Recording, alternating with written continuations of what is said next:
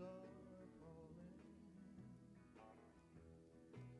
you'll be doing alright with your Christmas of white. But I have a blue, blue, blue, blue Christmas. One more time. I'll have a blue Christmas without you. I'll be so blue just thinking about you. You'll be doing alright with your Christmas of white. But I have a blue, blue, blue, blue Christmas. Ooh, I have a blue, blue, blue, blue Christmas. Yeah,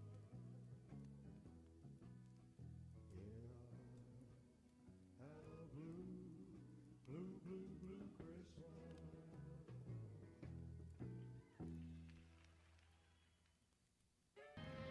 I have no clue. Do you all think it's the Jingle Bell Rock? Is it time to jingle your bells? I'm jingling my bells. That doesn't sound right. Anyway, let me turn down my volume a little bit here. There we are. Sorry, that was bot fun. What is bot funny? I have no idea what you're talking about, bot funny. Yeah. So, yeah, what day is it? It's Saturday, December 16th. Dude, it is like, what, like 9 days until Christmas? Christmas is really kind of sneaking up on us, huh? I don't know about you guys, but it feels like it's just kind of zoomed by, man. It feels like just last week it was Thanksgiving, and now it's already almost Christmas. Yeah, man, that's kind of insane. But yeah, I guess it's time to do some Pokemans. Where were you all on Wednesday? Everybody was like, "Nah, man, I'm gonna go play the DLC myself. I don't want to watch anybody play the DLC." But yeah, we're in the DLC. Obviously, we're gonna be doing some Tera raids. Some of the new Pokemans are gonna be in the Tera raids. Obviously, 2024 is coming. I'm not really that excited about a new year. Yeah, I just because for me, the new year means something completely different than it does for most people. Well, maybe not most people, but what it does for probably most of you all.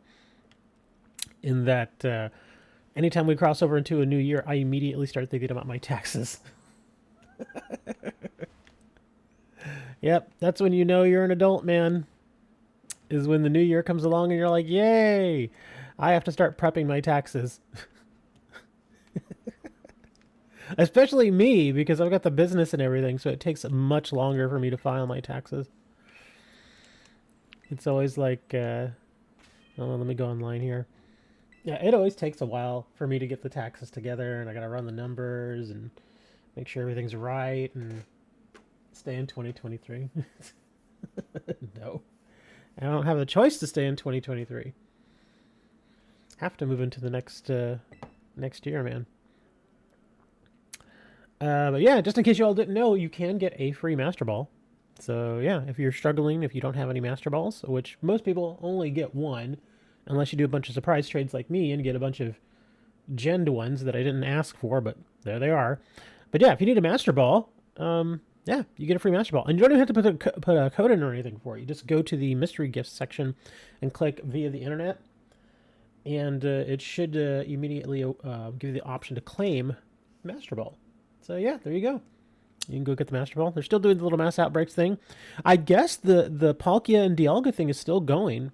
So yeah. What does it say that this is over?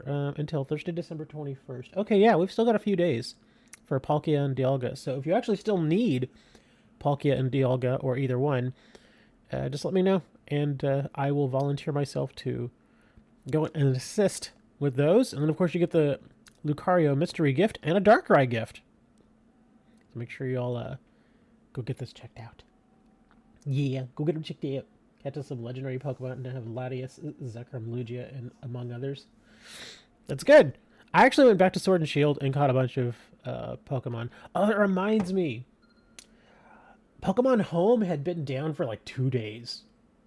Yeah, for a couple of days it just didn't work for me. And they were doing some maintenance and stuff. Probably had to do with the DLC. So, I actually do have to go over there here. Do I want to do that now or do I want to do that later? Because there are some Pokemon I need to move. Because my boxes here are actually getting pretty full. I've only got like a couple of boxes total, I think, that I have left. And that's because I've cleared out some Pokemon. Yeah, I need to move a bunch of them over. Let me see. Yeah, look at that. Yeah, I have just 29, and then I have... These are all my trade Pokemon, and I'm slowly working my way through these. I'm trading them all away. Yeah, I could just delete them, but I don't really want to. I still feel like some of these Pokemon are actually really useful. So I would rather stick them on Surprise Trade, hoping that they find a good home, instead of just deleting them. Because they all have the amazing stats or great stats. So, yeah. December and no snow. Uh-oh. How's it December in Detroit and you don't have snow? Isn't that where you all manufacture snow? That's where all the snow in the world comes from, is Detroit? You all make cars and snow.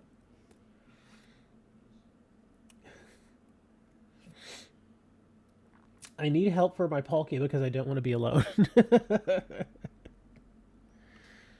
It rained a lot the other day. I think it was it Wednesday or Thursday? It rained and rained and rained. Yeah, no snow here. Of course, it's Texas, so we don't get a lot of snow here. I did finally get my little buddy here, Lapras. One of my faves from back in Sword and Shield. I was like, yay, Lapras. And of course, we've got the Zebstrika, the Blitzel. Yeah, lots of new stuff. Meowstic. I don't think I'd ever actually owned a Meowstic, so I was happy to get a Meowstic.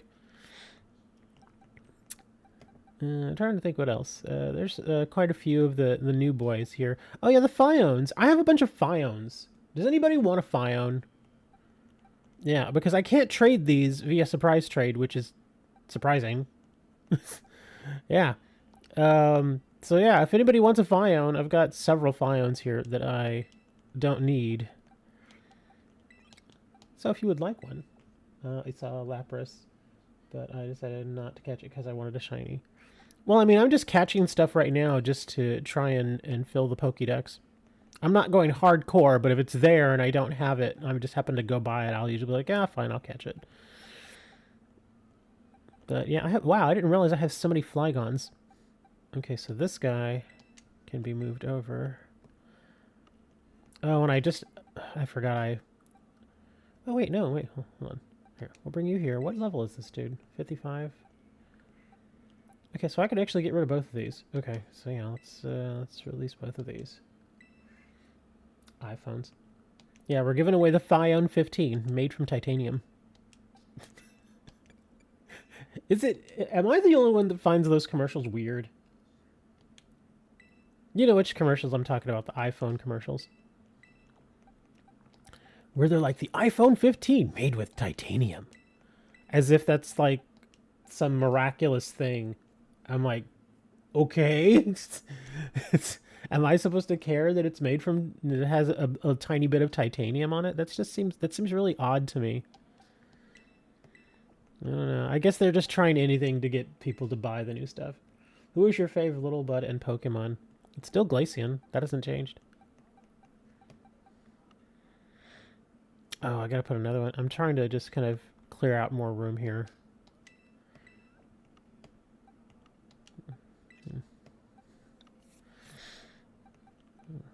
Let's see. Okay, there's my 100 Diplin. The Minior is so interesting. Have you seen the shiny for this guy, for the Minior? The shiny actually looks really awesome. I really want to get a shiny one of these. It looks really insane. It's like black and white and a few other colors. It's really interesting. But yeah, I'm looking forward to getting one of those. How many of y'all already got lost in the cave system? There's a cave system underneath the terrarium.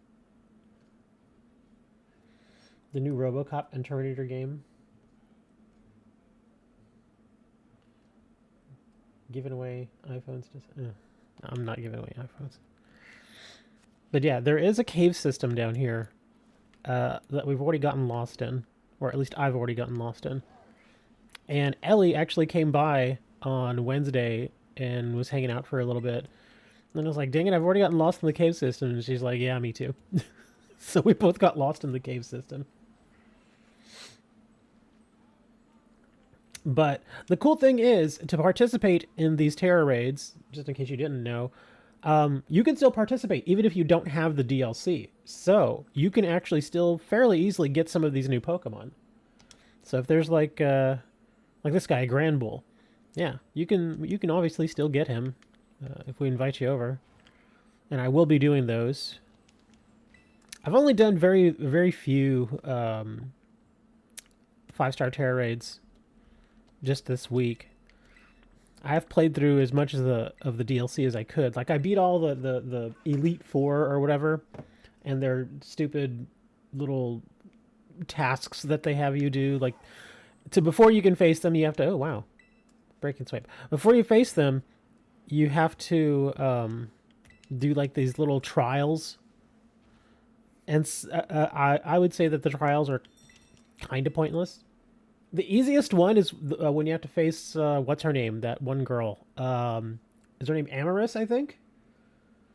Yeah, I think it's Amaris. Hers is the easiest one because it basically just has you fly through some rings.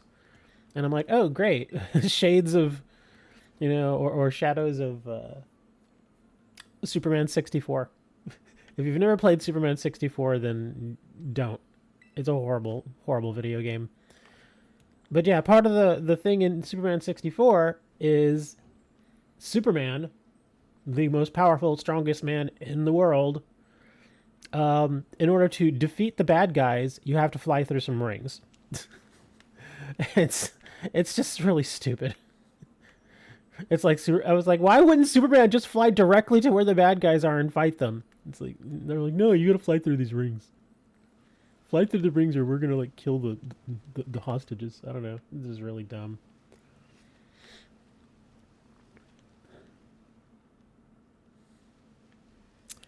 But yeah, you gotta fly through some rings, and thankfully that little part of the game, it's only like 30 seconds. So yeah, that one's really easy. Then there's another one from, I think, that girl Lacey. You have to answer some questions, and thankfully, even if you get the question wrong, she gives you other opportunities to get the right answer. Oh, crap. I don't want to mess with these guys. The most annoying one was the first guy I faced, which was the cook. I forget his name. I don't remember any of their names, really. The only reason I remember Lacey's name is because she was the first one that I got introduced to, and she's like right there at the beginning of the DLC. I was like, oh, yeah, that girl. But the other ones, I have no clue what their names are.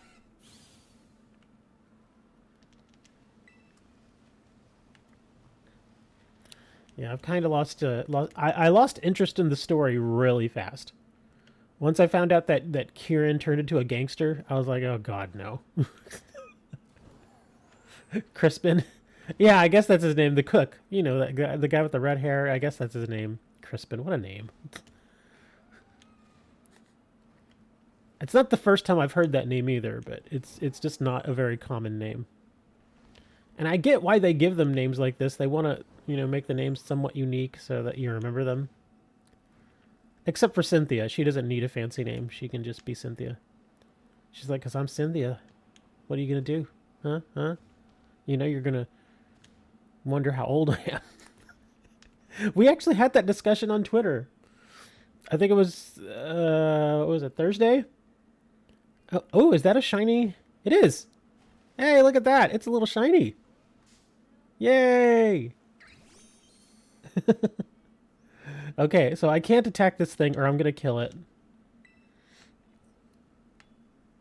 Who's my favorite starter from every gen? Well, there are some starters that I still don't have. Yeah, so I'm just looking to catch the starters I've never had an opportunity to get. I'm telling you, man, that this is how I get most of my shinies, just randomly running around in the world, and I'm like, oh, look, a shiny. So there you go. And thankfully, I found that one because I've only got one shiny so far in this DLC, and it was a shiny that I'm not kidding. I have like 8 of them in my Pokemon home. So when I saw the first shiny, I was like, oh crap, really? Another one of these? I'm not kidding. I have like 8 of them in Pokemon Home. Which one is it? It was one of the electric boys. It was like Electro or Electros or something. Not the Elekid. His big brother. This one. Yeah, Electabuzz. I have so many of these in my Pokemon Home. I was like, really? That's going to be the shiny you're going to give me? You couldn't give me a shiny Lapras or, you know, even a shiny Meowstic or something? No, it's going to be the shiny Electabuzz. I like how its deck says during spawning season. Which one? The love disc or which one are you talking about? Your first DLC shiny was Trapinch. I see those little ants all over the place. 2 hours in, Outbreak, Blue Trapinch. That's cool. Can y'all help me do the Palkia raid? I guess. Hold on. Let me see. I got Palkia, didn't I? Yeah, I can just use the one that I have here. Let me see if I can find Palkia. Oops, this is the wrong map. Here we go.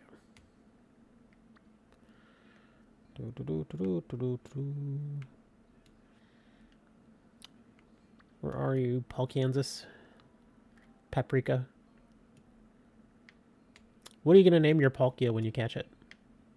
As you all know, I famously named mine Paprika. This is it, right? The dragon one?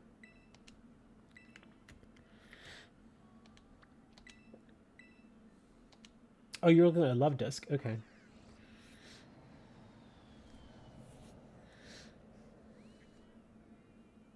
Who did I bring for Palkia? Oh, I brought Umbreon. I brought my supporter. Purperman? What is Purperman? I mean, he only has just a little bit of purple on him. He's mostly white.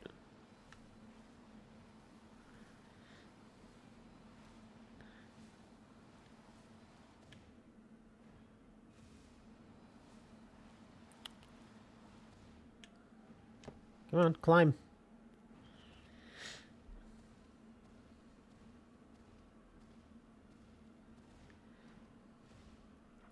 Your favorite food is a Trapinch? What? Why are you eating Trapinches? I mean, I guess chocolate-covered ants is a thing. Let's see. Okay, so I'm just going to bring my old school Umbreon, as I have been.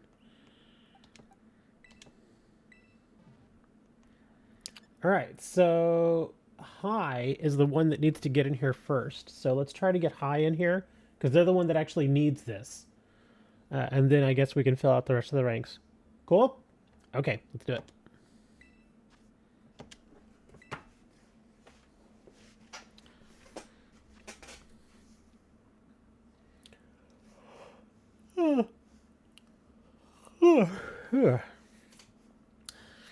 I was gonna ask y'all what y'all were getting for Christmas, or what you think y'all are getting for Christmas. I have no clue what I may get for Christmas. No clue at all. Again, probably just the standard fare, probably a couple of shirts or something.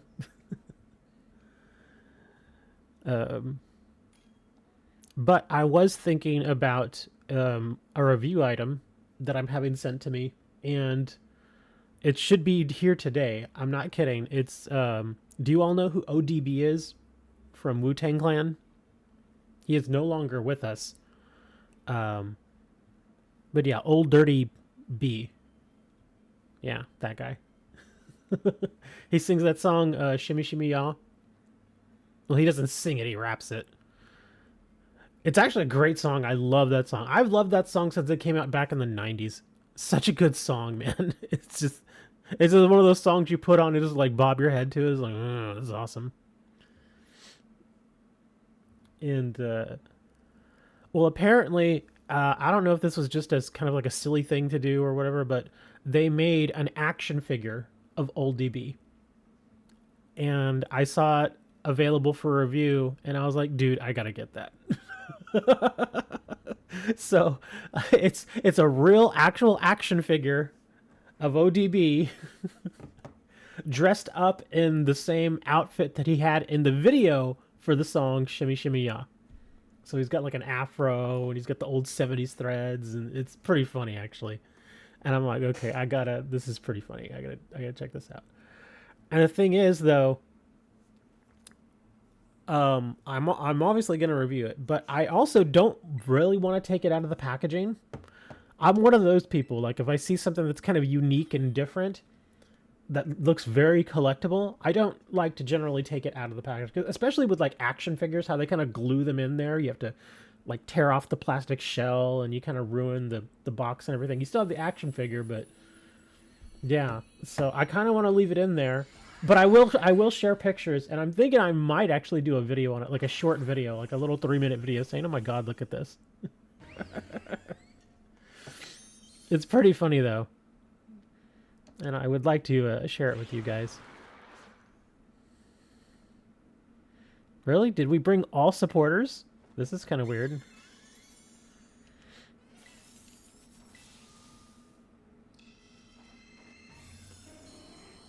Really? All of y'all are doing special attacks, aren't you? So my Screech is useless. That's awesome. Yeah, I might as well not even do Screech. Oh, no, wait. Mew's doing physical. Okay, never mind. I see him doing sword dance. So I'll keep doing Screech then.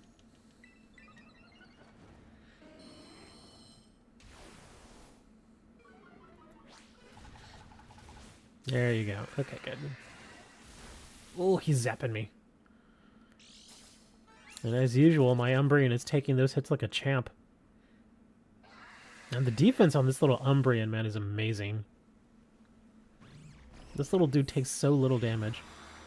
Okay, Mew, I'm going to start hitting you with the helping hand. Oh, he reset, but that's fine. I'll get you helping hand. Don't worry about it.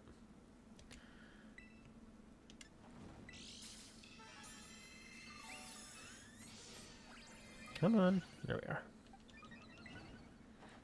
You named your... You named your Sylveon Whiskey Sour? Okay. Oh, wow. That actually hurt really bad. He hit me really hard there.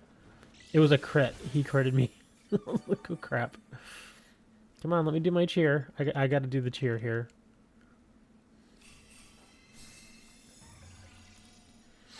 Please let this heal be fairly good. That wasn't very good. If he hits me again with another Hydro Pump, it may actually kill me.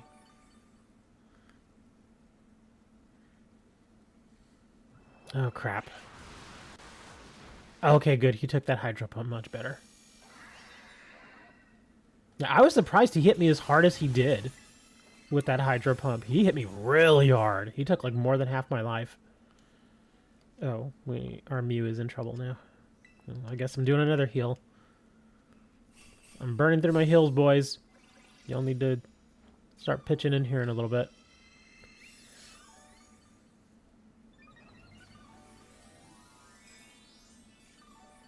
And you're getting Spider-Man 2 on the PS4. I would have asked for a PS5. But hey, man, you play what you got, right? Man, that heal did nothing. Are you serious? Come on, what's with that heal? That heal was just bad. Come on, let me get... There we are.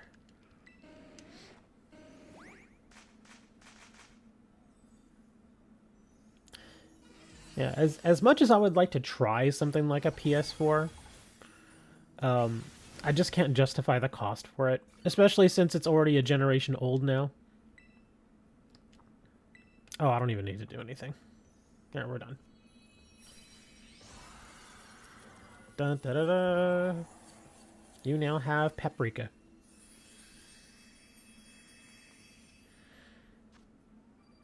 Let's see, any good rewards? We got some calcium, a modest mint. Lots of calcium, okay. So 15 calciums. Hai wanted the Palkia.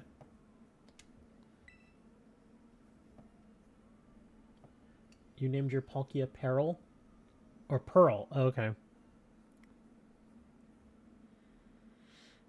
Which ball should you catch it in? I don't know. Basketball? You can do baseball. It doesn't matter. But yeah, I think that since I haven't really been a big console person the past 2 decades, seriously, the last like mainline console that I bought, and I'm not even counting the Switch. I know I have the Switch, obviously. But the last mainline console that I bought was the PS2 back in like 2001, something like that. Yeah, it was a long time ago. So that kind of gives you the idea of how long it's been. I almost bought the PS3, but it was right at the end of its life cycle. Like the PS4 had already come out. And I remember, I think I told you all this story. I remember I went to a Radio Shack of all places. I know, right? That's how long ago this was. A Radio Shack was still around. I went to a Radio Shack because I was bored. And sometimes back in the day, I used to like just going to Radio Shack every now and then because they always had neat stuff just to mess around with. And you could like hang out in that store for like a half hour and it was still kind of neat. So I go, oops, I did the wrong thing. So I go to this Radio Shack and I see that they're clearancing out the PS3s because at this point they're old consoles, but they supposedly still had a couple. And I roll in there and they had them for like $70. No joke, a PS3 brand new in box for $70. So I was like, ooh, and I had some money and I was like, might as well, right? I mean, $70. Because my whole thinking was, at the very least, it's a Blu-ray player. So even if I never really played that many video games on it, I could still just be like, well, I can still watch Blu-ray movies on it. And at the time, Blu-ray players were about that much. Well, actually, they were a little bit more. But yeah, I was like, okay, sure, we'll do this because at the very least, it's a Blu-ray player. So I asked the guy that's there, I was like, hey, man, y'all got any more of these PS3s? And he's like, oh, man, I don't know. I got to go look. So he runs to the back and he looks and he comes back a couple of minutes later and he's like, dude, we're out. I was like, are you serious? He's like, yeah, I'm sorry, man. We probably take that sign down. I was like, ah. I'm like, no. But yeah, that's the only thing that kept me from buying the PS3 was that they were just literally out of stock. Oh, what do you want, Survivor? Purperman is born? What?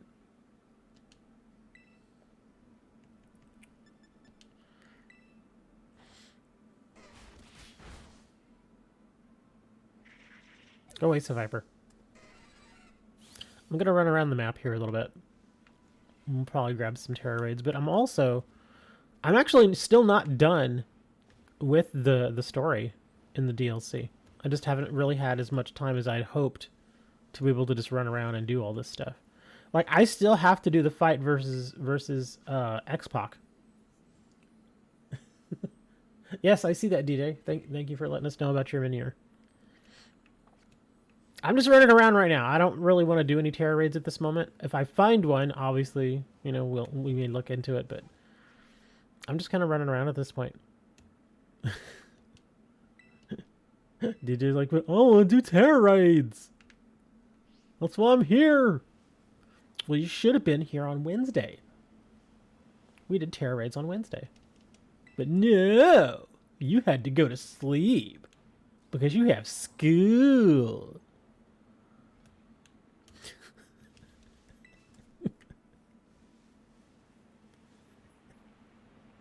DJ's like, yeah, man. that's the whole thing. Now you need Dialga. Well, I can't help you with Dialga. Yeah, I've only got the paprika. If you need something else, like, I don't know, like a cinnamon or something, then that's fine. Yeah. Oh, what do you guys think about these little quests that they have us do now? These. Yeah, terrestrialize Pokemon, catch one fire type, make a TM for yourself. What do you think about all these? Make a spicy sandwich. Oh, God. They're kind of, I don't know. I don't want to say pointless, but I mean, I did a whole bunch of them because you need to do a certain amount just to kind of progress through the story. Because you need the BP. I found them to be a little annoying and very repetitive. Like, very repetitive. Like, I've had the same ones probably a dozen times already. Where did I even get them? Where did I even get what? What, the quests? It's part of the DLC.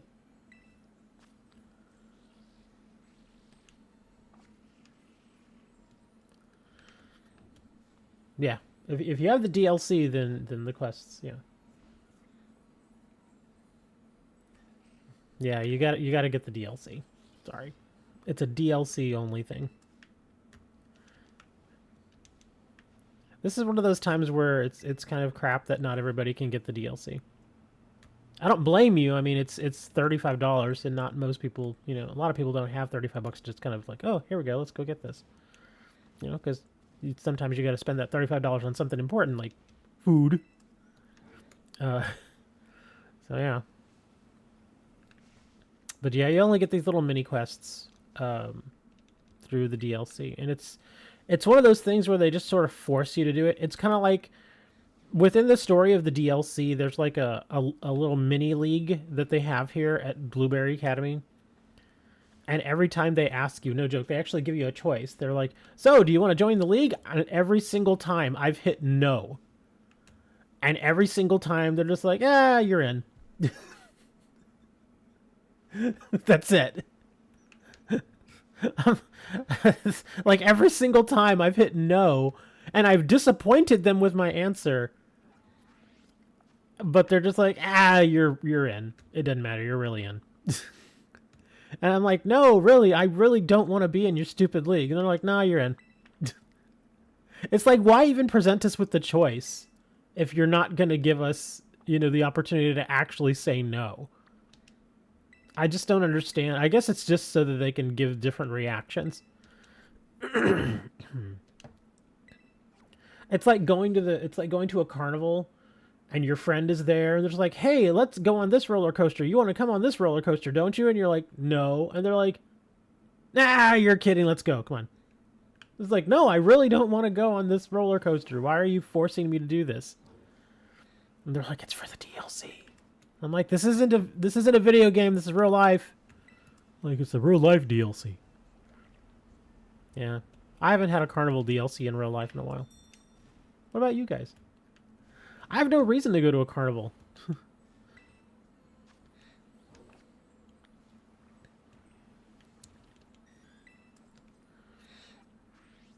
mean, carnivals are kind of fun. I think the last time I went to any sort of carnival, where they have rides and stuff, it wasn't even a carnival. It was Fiesta, Texas.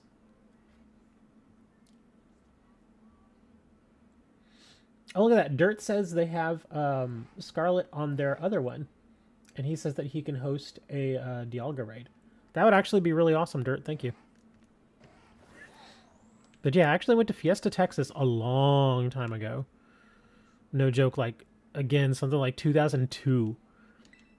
And the big reason we all went was because it was Hospitality Week. And I don't even know if they still do that anymore. But for a while, Fiesta, Texas had this thing that they would do called Hospitality Week. And if you worked in the hospitality industry, all you had to do was show up and just show them your time card. If you worked like at a hotel, and they would let you in for free. So it was basically like you didn't have to pay like, what is it, like $30, $40 to get into Fiesta, Texas at the time, I think it was. So yeah, you basically got in for free, and me and my brother both worked at hotels at the time. And so my mom and my nephew and my sister and like a whole bunch of my family, they were already planning to go.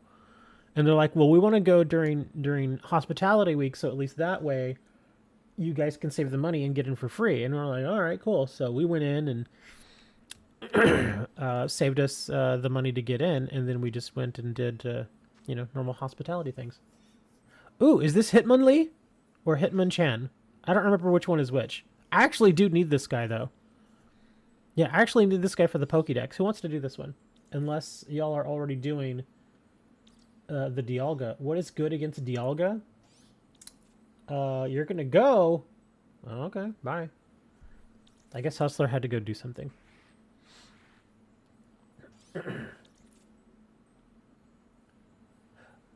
Hitmonlee? Oh, okay.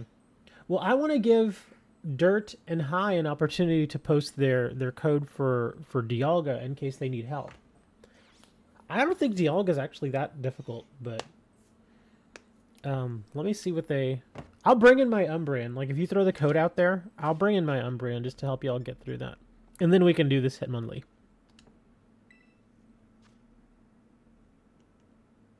Oh, and apparently they revamped Union Circles a little bit. Now, apparently, there are certain things that you can only do in a Union Circle toward progression for some sort of thing. WGD. GDN04.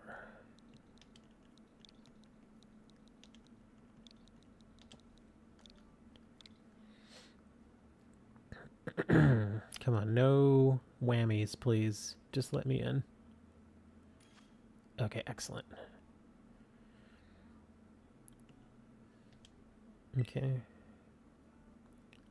Lol nitrous. Remember, we gotta get High in here.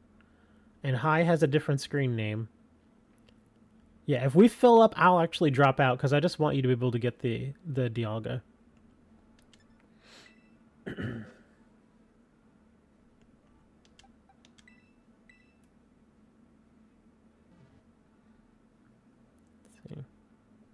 Are we good? Is he in? Is High in? I'm sorry. When you have different screen names for YouTube and for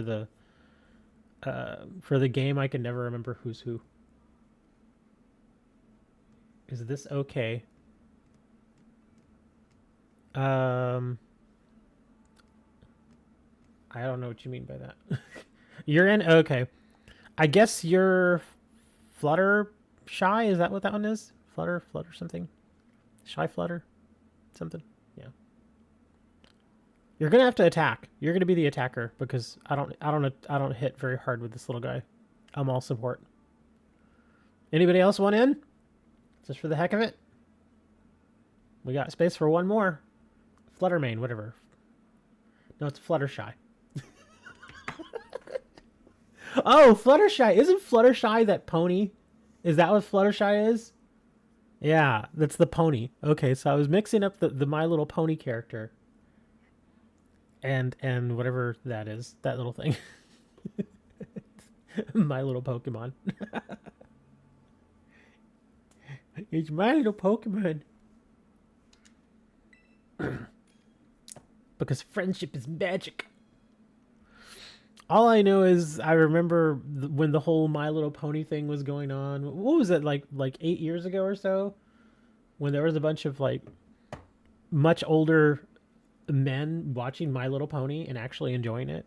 And I'm okay with that. I was like, watch whatever you like, man.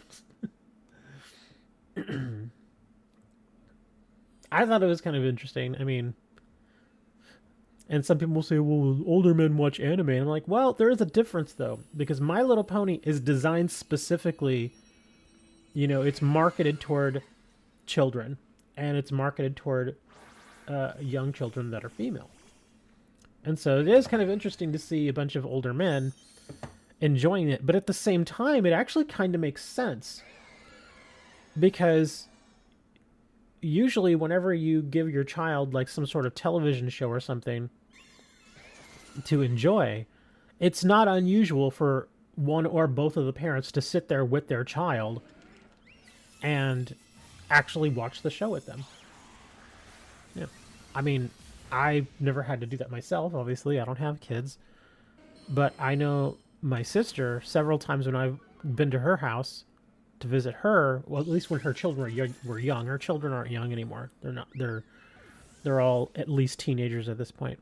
But when they were really young, like 2-3 years old, I would go, oh, wow, okay, somebody got obliterated. Yeah, I was going to say, you probably didn't want to bring a fairy type. I wasn't even thinking. But yeah, this guy does steel moves. So bringing a fairy type is not a good idea. Sorry.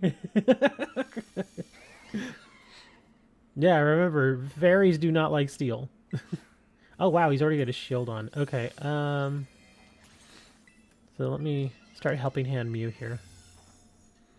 But anyways, yeah, I would go and visit my sister, and when her kids were really, really young, it wouldn't be unusual for me to roll in and her kids be like watching Blue's Clues or whatever those television shows were that the young kids would watch at the time.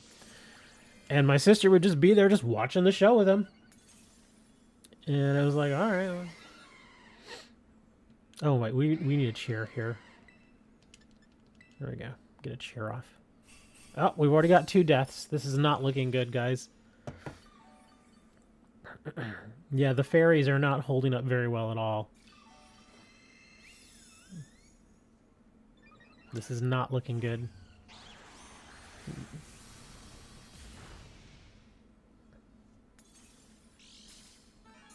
Yeah, I can't helping hands because I'm having to heal now. So this is not looking too well.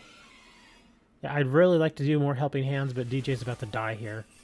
Oh, okay, we did get a chair. Okay, good. So now I can helping hand the Mew.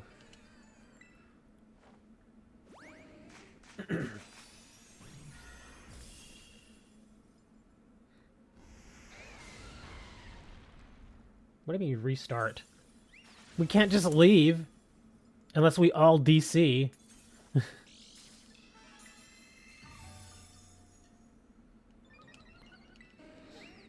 Might as well just go through it. Yeah, the biggest problem is that we just have 2 fairy types in here versus a steel type. That's not, yeah, that's not going to work very well.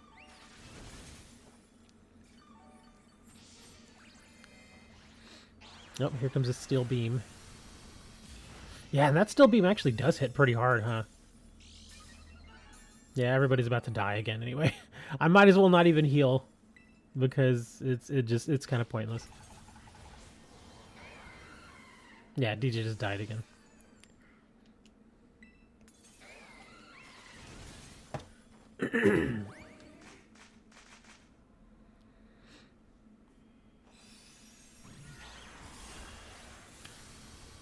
We actually did get through the shield, but now we just had another death, so it's over.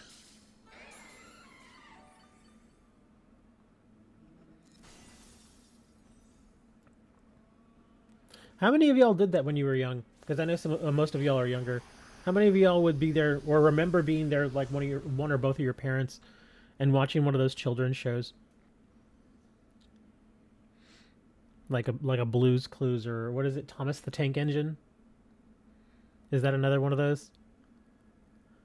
And then I also remember, as my sister's kids got older, like whether it be like 8, 9, 10 years old, again I'd go visit. And again, I'd roll in and they'd be watching like Disney Channel and watching all those really odd Disney type shows. Like what were they called? Like Hannah Montana. Oh, Paw Patrol. I've heard of Paw Patrol. Hearing this is the sad thing. Hearing the name Paw Patrol now only reminds me of this stink this woman made about Paw Patrol like a year and a half ago. She tried to tell people that, because I know Paw Patrol is about this little dog, right? And apparently he's like a cop. He's supposed to be like a police officer or something. And that's like the gist of the show. That's why it's called Paw Patrol. And she tried to argue. She's like, yeah, they're gonna cancel Paw Patrol now because it has a cop in it. That was like a big thing. She made a huge stink about it. It was like going like on like Fox News and stuff. It's like, they're going to cancel Paw Patrol. And of course, you know, it goes viral and everybody starts talking about it. And they're like, what? It's being canceled. Are you serious? And of course, people overreact. And suddenly it's all over the internet and people are like, oh man, they're canceling Paw Patrol. And no joke, the actual showrunners, the people who make or are behind Paw Patrol, have to come out and make a public statement. And they pretty much said flat out, they're like, we have no idea where this woman got this from. No, Paw Patrol is not being canceled. It is not being reworked. It is staying the exact show that it's always been. And they had to come out and publicly say this because she just basically made it up. She just made it up. Because it's one of those things that, the pundits and political people always like to say to try to get people all riled up and angry. And because you know how it is on the internet. If you come out with just some like regular everyday news or even some positive news, a few people might read it, but it doesn't get a lot of traction. Whereas if you come up with something that is shocking or like, kind of throws you for a loop, that's going to get a lot more clicks. It's going to get hate clicks. And saying that a show like Paw Patrol is going to get canceled because there's a cop in it, yeah, that'll get people angry. And that's exactly what happened. I think it's just dumb, though. It's like, come on, man. Why would you do that? It's a children's show. Just leave it alone, man. The way that, especially here in the United States, the way that they regulate children's programming and educational programming for kids is so stringent that, yeah, you would seriously have to screw something up for it to, immediately just get canceled like that. I mean, heck, even look at a show like SpongeBob. It's not educational, but it is still very much a kid's show. And I know adults watch that too, but think of all the in-jokes that there are in SpongeBob. Like, I've never really sat down and just watched an episode of SpongeBob, except unwillingly when I, again, went to go visit my nieces and nephews.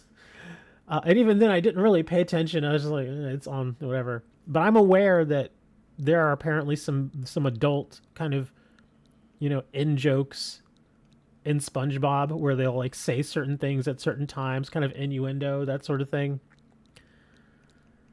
And so I'm aware that exists, but a lot of the times, of course, those jokes will just go over the heads of children because, what 5-year-old is going to know about certain things that most adults would know about. And even SpongeBob has not gotten canceled, even though they are, heavily monitored and that sort of thing. Or I also remember there was like this thing about SpongeBob. I don't know if you've heard about this. Again, this was a complete rumor. It's not true. Just want to preface that. There was a whole thing called the Brown episode. And again, this is made up. Don't go around telling people this is true because it's not. But there was this thing on the internet called, they were talking about it saying that SpongeBob had made an episode where they introduced this very, it was a very specific tone set at a very specific frequency that was said to cause people to lose control of their bowels. And if you're not really sure what that means, it basically means that if you were just sitting there watching the show and this tone came on, and if you heard it, that suddenly you would really, really, really have to go to the bathroom. And you wouldn't even be able to control yourself or stop yourself from doing it. And so you would just soil yourself right then and there. Yeah. And of course, it was a rumor that they said, yeah, apparently it was shown somewhere in South America and hundreds of people pooed themselves. And I'm like, are you kidding me? I'm like, who is buying this stuff? This is just dumb. And of course, again, the SpongeBob makers had to come out and say, no, there is no such thing as the Brown episode. That never happened. There wasn't some episode that just got aired in South America and not in the United States. That's not how these things work. Yeah. Do you have a Hydrapple? What the heck is a Hydrapple? We're waiting for a Dialga code because somebody needs Dialga right now. So that's what we're waiting for. But I sincerely have no idea what a Hydrapple is. Is that a new Pokemon? I have no clue. Hydrapple may be spoilers. Did you spoil the game for me? Are you serious? Oh, come on, man. Why do you want to do that? Aaron's like, oh, crap. Sorry. Well, you already spoiled it for me. Now you gotta tell me. Now I'm gonna spend the next week wondering what a Hydrapple is. Is that like another one of the Applin evolutions or something? No, just leave it. I'll figure it out. I'll find out what Hydrapple is. Dang it, Aaron! I'm just kidding. Don't worry about it, man. It's fine. Oh, I'm sorry. I just saw the code. Okay, 1X QC 0Y. No whammies.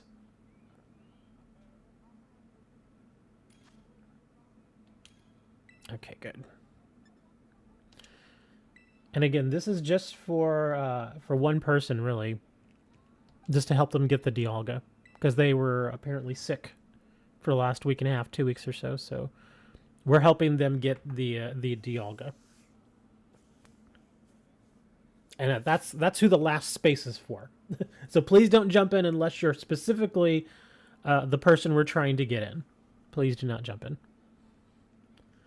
That's why even I'm waiting to ready up just in case somebody else takes that spot. Then if needed, I'll just drop out and somebody else can get in. And, you know, yeah. Yeah, just in case y'all are wondering where I am in the story of the DLC, I'm like right at the Kieran battle. I have it. I'm like, I've already beat the Elite Four or whatever, and I'm at the Kieran battle. Like I can actually go battle him right now if I want, but. I did notice something, though, that's a little... How can I put it? Something that doesn't really line up quite right with the DLC.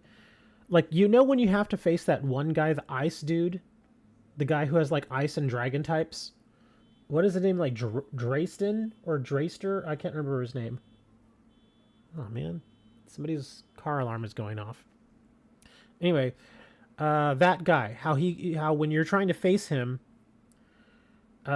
he puts a, he basically says, well, I'm not going to allow you to use other Pokemon caught outside of the terrarium.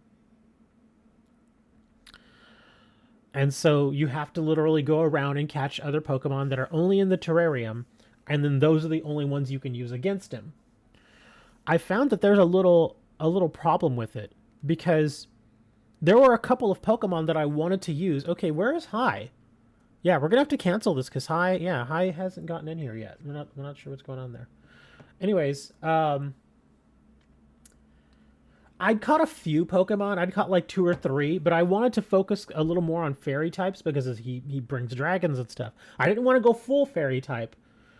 I wanted to bring in a few others just to have some variation because I know they don't go just all dragon type. Sometimes they'll throw in a couple of Pokemon that kind of throw you off a little bit. And so I had built my little team, right? I was like, okay, so I have them all here. And then I go back to face him or to face his little underlings. And they're just like, oh, sorry, your Pokemon still don't qualify. And I'm like, what do you mean they don't qualify? What's the problem? And so I had to go look it up because it just wasn't, they wouldn't let me face him. So I was like, is this a bug or something? Am I running into a bug? That would suck. And as it turns out that if you catch any of those Pokemon in a Tera raid, even if it's inside the terrarium, which fits the criteria that he's set forth, if you catch it in Tera raid, they're not going to let you use those. And so I'm like, what? I'm like, that makes no sense because the Tera raid cave, the way it's supposed to, the way the thing is situated, is the Tera raid cave is within the terrarium. So effectively you caught the Pokemon in the terrarium. It just happened to be in a cave. So yeah, like 3 Pokemon that I was trying to use, I couldn't use because I had caught them in the Tera raid cave and not just the terrarium. So I was like, well, that's a pretty big oversight. They didn't specifically say, well, they can't be Tera raids. They just said that you have to catch them in the terrarium. So I was like, that's kind of unfair. Yeah, a cavern. But as has been shown in the game itself, there is a cave system. No, Aaron, we're not going to please just start. We're only doing this, Aaron, for one specific person. And apparently they're not here anymore. That's the only reason we're doing this raid. And if we can't, do it for this one... Oh, there he is. Dude, we've been waiting for you for like 5 minutes, man. What's going on? We're just sitting here waiting for you. Come on. You gotta get in, man. Yeah, we've been waiting for you this whole time. But anyways, as I was saying, it has been shown that there is a cave system in the terrarium. Okay? There are caverns, there are caves there. And again, it's the little caverns or whatever are within the bounds of the terrarium. So I think that should count. It's almost like saying, okay, well, I only accept people on my team that are from New York City. Okay. So that means that you can only fill like your baseball team full of people that are from New York City. Okay, fine. So we get a bunch of people from New York City or that were born in New York City. Oh, well, I'm sorry. That one doesn't count because that person was born in a car in New York City. Yeah, but that's still in New York City, isn't it? Oh, well, it doesn't matter. You have to be born in New York, but it's still in a car. The car was in New York. How is that not the same thing?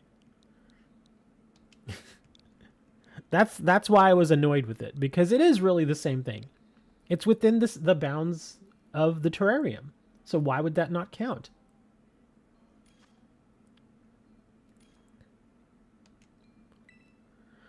Okay, so is the person we're actually trying to get in here actually in here now?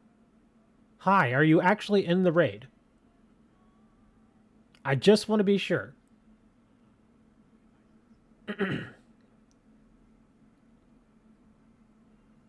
You are. Okay, good. Just making sure.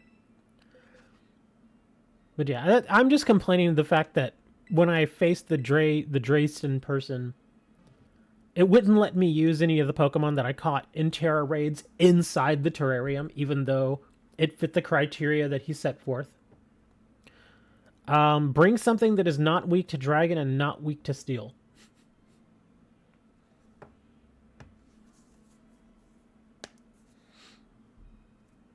Yeah, so do not bring a fairy.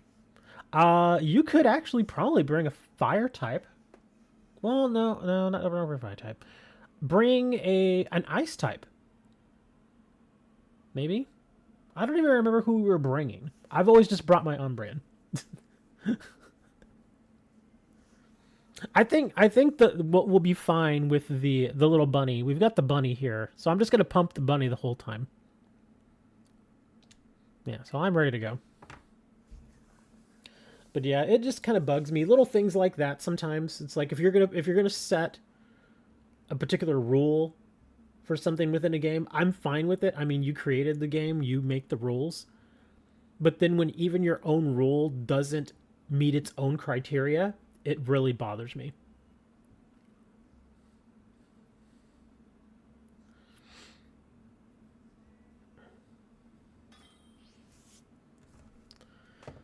It's like saying, okay, we're all going to go for a drive, but we can't use pickup trucks. Okay, so I bring a car, but then you say, oh, no, you can't bring that because, yeah. I'm like, okay, well, this isn't a pickup truck. It's a car. If you didn't want us to bring vehicles, you should have said vehicles, not pickup trucks. How has my day been? Very Pokemon. Very Pokemonish.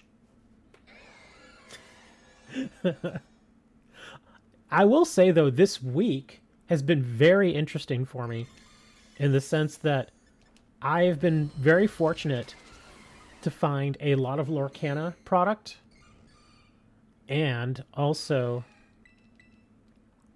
some One Piece product, which it's so hard to find One Piece TCG cards right now. It's insane because apparently there is a huge market for it. And so, okay, this bunny should be able to absolutely annihilate this thing now. Let me see. How much? Oh, yeah, I was going to say, yeah, you should have really nailed the crap out of that thing. Oh, you don't have a shell bell. Papa doesn't have a shell bell. Okay, I guess I'm going to have to heal you. Hold on. Yeah, usually the bunnies have shell bells. And so they just heal themselves up after they do all the belly drum and everything.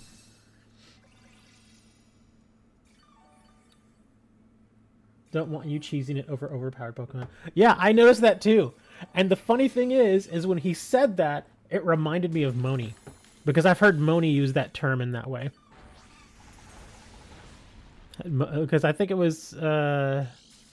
I forget exactly what example it was. Maybe it was during Pokemon, but yeah, Moni has used the term cheesing.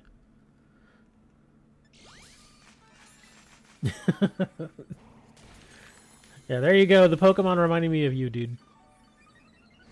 But anyways, like I was saying about this week, I found a lot of Lorcana product, and I found a lot of not a lot of One Piece product, but I did find some. There were like these little 2-pack box sets, or actually, technically it's 3 packs. I got them for like $12 each. You get 2 regular booster packs, and then you get like some kind of specialized Dawn pack or something. And so there were 2 of them at this Walmart that I almost never go to. There's this little what's the word I'm looking for? There's I guess a suburb, or like a tiny, yeah, basically a suburb called Flower Bluff down here in this area. That it's pretty small. It's not really a place that most people go just to go, because unfortunately it has a bit of a negative reputation. If anything, the only people that go to Flower Bluff are people that live there, or if you're going to the Naval Air Station, which is not that far. There are 2 different ways to get to the Naval Air Station.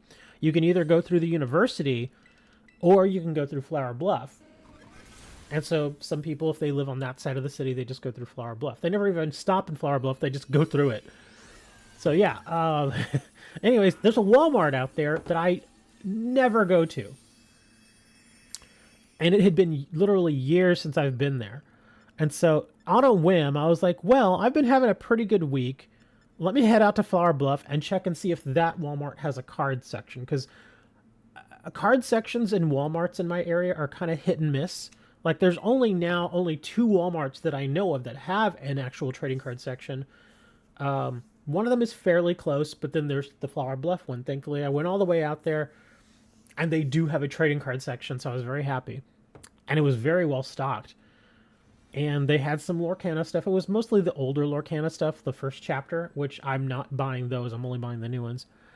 But they had a couple of those One Piece boxes, where, again, it's a box, and then you get 2 of regular booster packs, and then you get one of those Dawn packs. And they had 2 of them. So I bought them both.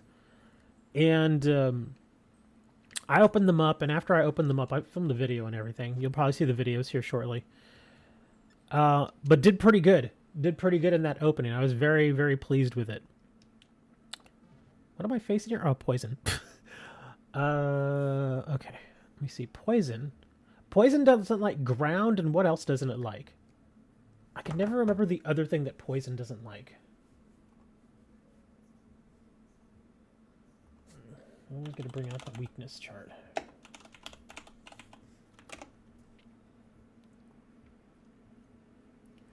Come on, just show me the weaknesses. There we go. Poison does not like ground. Oh, it doesn't like psychic. Okay. There we go.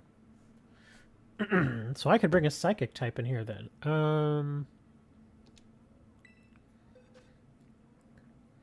But yeah, I was very happy to find those One Piece boxes. My first One Piece openings.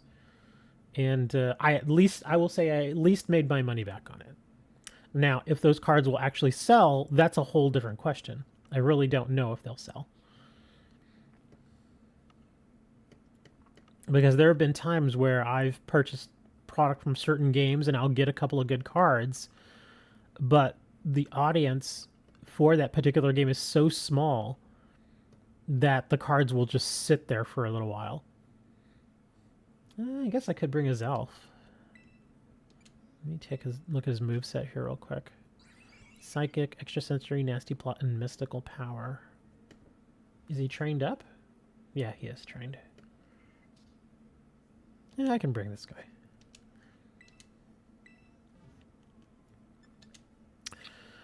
So, up until this point, I've actually not sold any of those One Piece cards. It's been a couple of days, I think. And none of those cards have moved.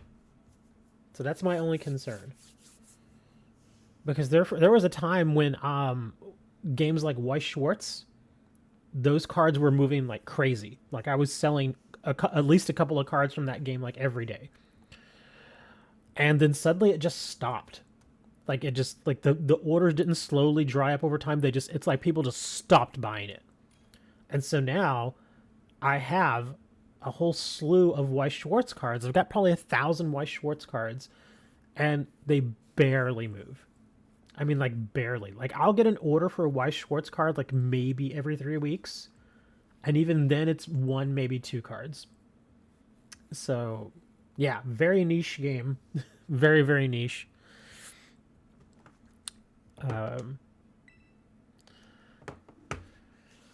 So I'm hoping that One Piece doesn't turn into that. Oh, another game that I've bought that the cards just don't move, strangely enough, MetaZoo. Yeah, MetaZoo, there's a whole situation with MetaZoo right now too. I'm sure most of you guys don't really follow the TCG market, but MetaZoo did a like a little co-branded product with Sanrio. And if you don't know what Sanrio is the company that makes Hello Kitty. I'm sure you're aware of what Hello Kitty is. You get the little cat face, and it's been around forever. Hello Kitty's been around for like decades at this point. So very, very popular. Very popular mostly over in the Asian countries like Korea and Japan and whatnot. But there are some people here in the States that like Hello Kitty, and also probably some in Europe as well. And so they did this like co-branded product with Hello Kitty, and that product is tanking so bad right now. It's actually very embarrassing for the company, because the product itself was like this huge box set where you're supposed to get all sorts of product and all that, and it was $300, so it was not cheap. It was a pretty expensive product. Oh wow, I hit him hard. Yeah, you all better start hitting him, man, because I didn't realize I was going to hit him that hard. But anyways, so this product is like $300, and so they stick it up on TCG Player, because they also have a deal with TCG Player where they, TCG Player features their products.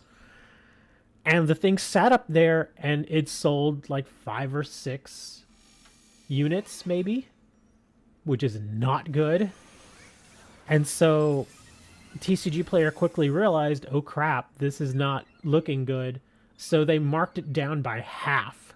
So now that $300 product you can get for $149 shipped. And that just looks so bad. It's like you almost feel bad for MetaZoo how badly this product is tanking. Nobody's buying it. And that's not to say that it's not a cute product. It is fine. I mean, I look at it, though, and I just don't see how they expected people to really pay $300 for it. It's simply not worth $300. The $150 price is actually more in line, and even then, when I think about it, I'm like, I wouldn't buy that. I guess I'll put them in a heal ball. But yeah, some products some of these companies put out there, they're neat. They're kind of neat looking, but they price them just in the worst possible way. And I'm pretty sure the only reason why it's as expensive as it is probably because of Sanrio. Because whenever you do a partnership like that, and whenever you have a company like Sanrio that has a very established market, where there are certain people that always buy their products because of the Hello Kitty thing, and you partner with a smaller company, of course Sanrio is going to get the better end of that deal. And so to make money off of it, the MetaZoo people were like, well, we got to price this thing at $300. And unfortunately, when you price it at that amount, it's just not going to sell. Because why would you buy that? Unless you're like really hardcore into both MetaZoo and Hello Kitty, makes no sense to buy it. Even I'm not buying that. Even at $149, I'm not touching that product. No way. Absolutely not. One of the biggest reasons is because a lot of MetaZoo product that I have purchased, I bought a lot of MetaZoo Native. That's the name of one of the latest sets. Neat looking cards, but those things just do not move. They do not sell. I've sold since I got the MetaZoo product in. It's been a couple of months now. I think I've made maybe 3 MetaZoo card sales. It just nobody buys it. it really feels now like it's one of those products that got hyped up big time during the COVID years, and now that it's over, people have lost interest because there's really no money to be made in it. Am I going to open Fallout Magic the Gathering collab? It depends on how they release it, because if they do it like Doctor Who, it's going to be very expensive. I think they did Doctor Who mostly the right way, but the only problem with the Doctor Who release is you could only get the Doctor Who product two ways. Either you bought a collector booster box, which easily is $250, and at one point it was all the way up to $300, and it's still going up. It is still going up for a sealed collector booster box, and you only get 12 packs. You only get 12 packs, and again, it's about $300 right now, so it's expensive. Or you could either get the cards that way, which is the better way, or you could buy one of the commander decks, and those commander decks each are $65. And with those commander decks, they're pre-built decks, so you know what you're getting. And the question at that point is, well, do I want to drop $65 on this commander deck knowing that I'm only getting about $40 worth of product out of it? The only reason I think that you would want to buy it is if you're doing it for the money, you would only buy it and you would never open it. You would just buy it and stick it in your closet for like 5 years. So if they only release the Fallout stuff like that using commander decks and a collector box, I would still want to try and open some of the product, but it would be very difficult because it would just be prohibitively expensive. Because I wouldn't want to buy just one collector booster pack, which usually those are about $28. You know, because think of it. You know, you burn $28 and you open one pack and you may get absolutely nothing. So I have to really think about what I want to do there. I kind of want to get the booster box, one, because I like Fallout, and two, again, like Doctor Who, there is a lot of hype behind it. But again, I don't want to end up in one of those situations where I'm stuck with a bunch of cards that nobody really wants. It depends on how they handle it all. If they only do commander decks and collector booster boxes, I will still want to do it. I don't know if I'll be able to really, justify that expense, though. Ooh, come on. Jump, man. There we go. Oop, I think I flew to a very bad spot. Yep, we're back in the cave. I did not want to get in the cave system. Crap. I did not want to come here.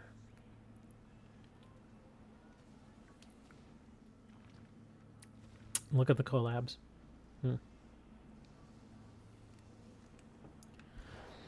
Because I've already seen some of the cards. Like, they've already released, like, previews and stuff like that. And some of the cards are actually really cool looking. Like, they have a card for dog meat, which is awesome. It looks really good. The artwork's really nice. It's a very attractive card. I wish that they would do the collab like they did the Jurassic Park thing. Have you seen any of the Jurassic Park cards? I've posted a couple, I think, in Discord. But yeah, they did a collaboration with Jurassic Park, but the way they released it is they didn't make like just a specialized set just for Jurassic Park. They introduced it in an already, or they basically injected it into a product that was already going to come out anyway, which is Lost Caverns of Ixalan. And the cool thing about Lost Caverns of Ixalan is that, I need this guy, is that the flavor kind of matches with Jurassic Park, so it makes a little bit more sense. Like, a lot of the stuff that you see in Lost Caverns is kind of old school. It also dips into, Jurassic era. It has a lot of big monsters in it and a lot of big dinos and stuff like that. And so to just inject a few Jurassic Park cards kind of makes sense in that product. If they were going to be doing it like that, it'd be obviously easier to get the cards. And I'd much more likely buy packs that possibly contain those cards too, but I don't know. I don't think they're going to do it like that. It's going to be its own standalone product. Yay! We have a Minun. A cheering Pokemon.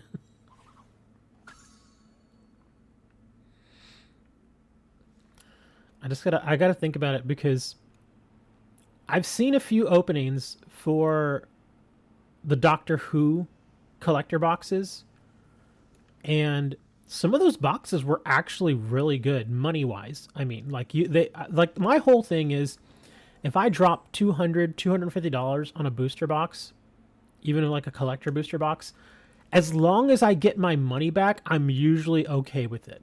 I just don't want to dump $250 and end up with $100 worth of cards. That's gonna hurt. That's really gonna hurt. Man, okay, so I guess the Tera place I was trying to get to is just not in this area. Why would it put me down here? I guess I gotta just fly out and...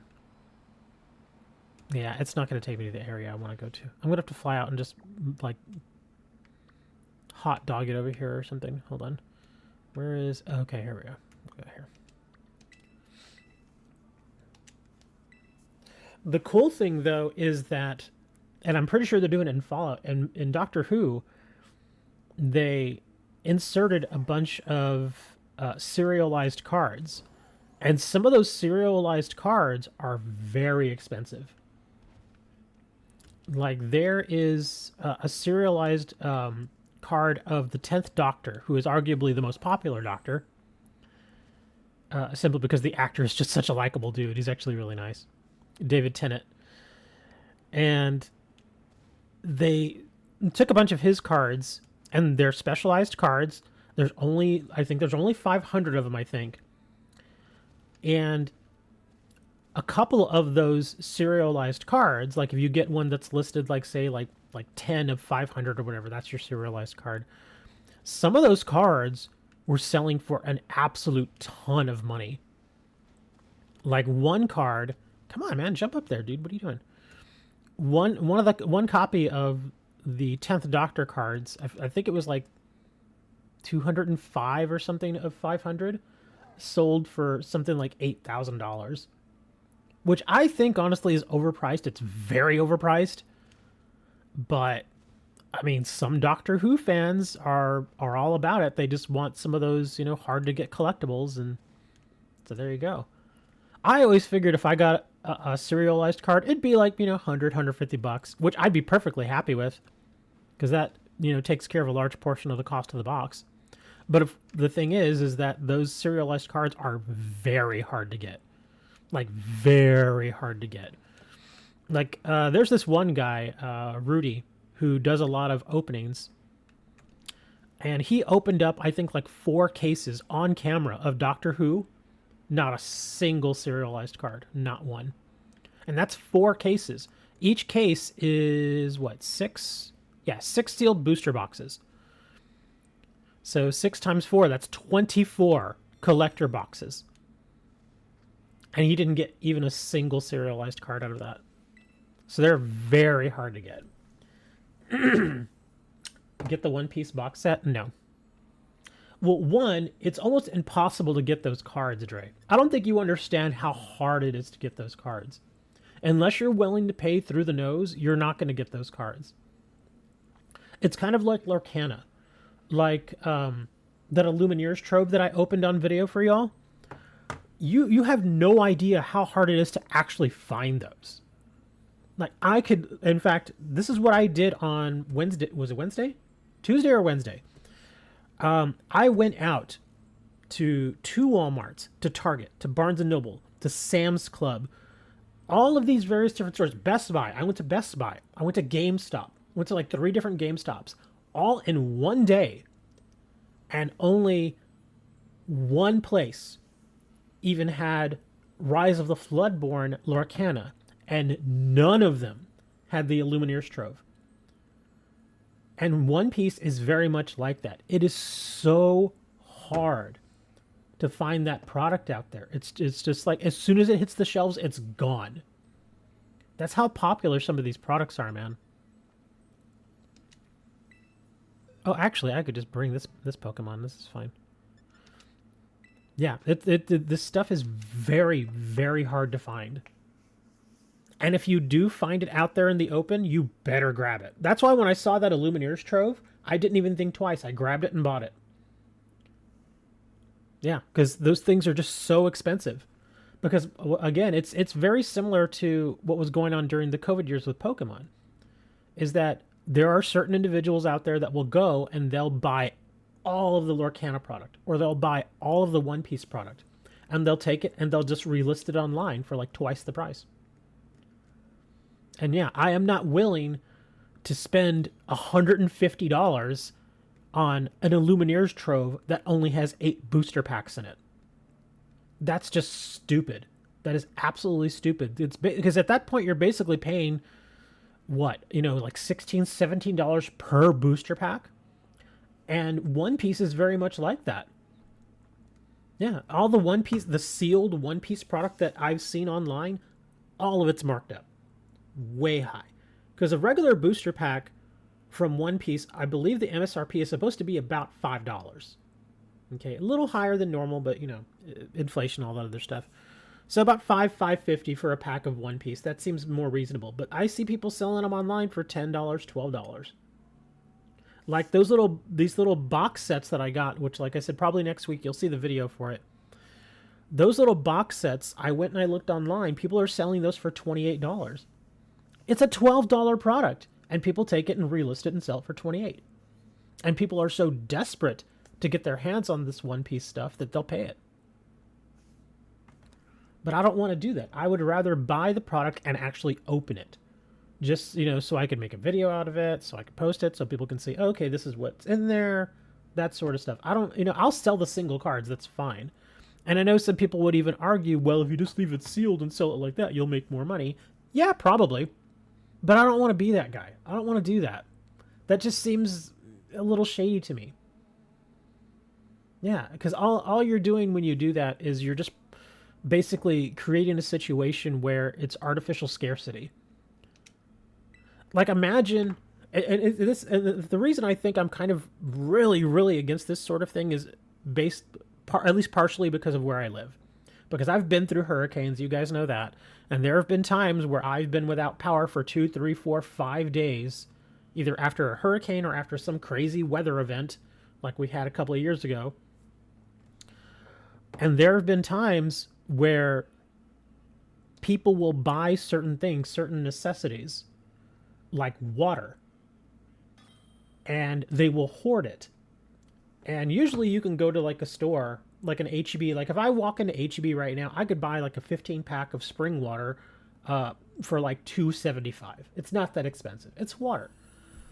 But those people out there, they'll go and they'll buy it all up, and they'll sell you that same 15 pack of water for $10. Now, of course, the water's a little bit different because water is a necessity. You need water to live.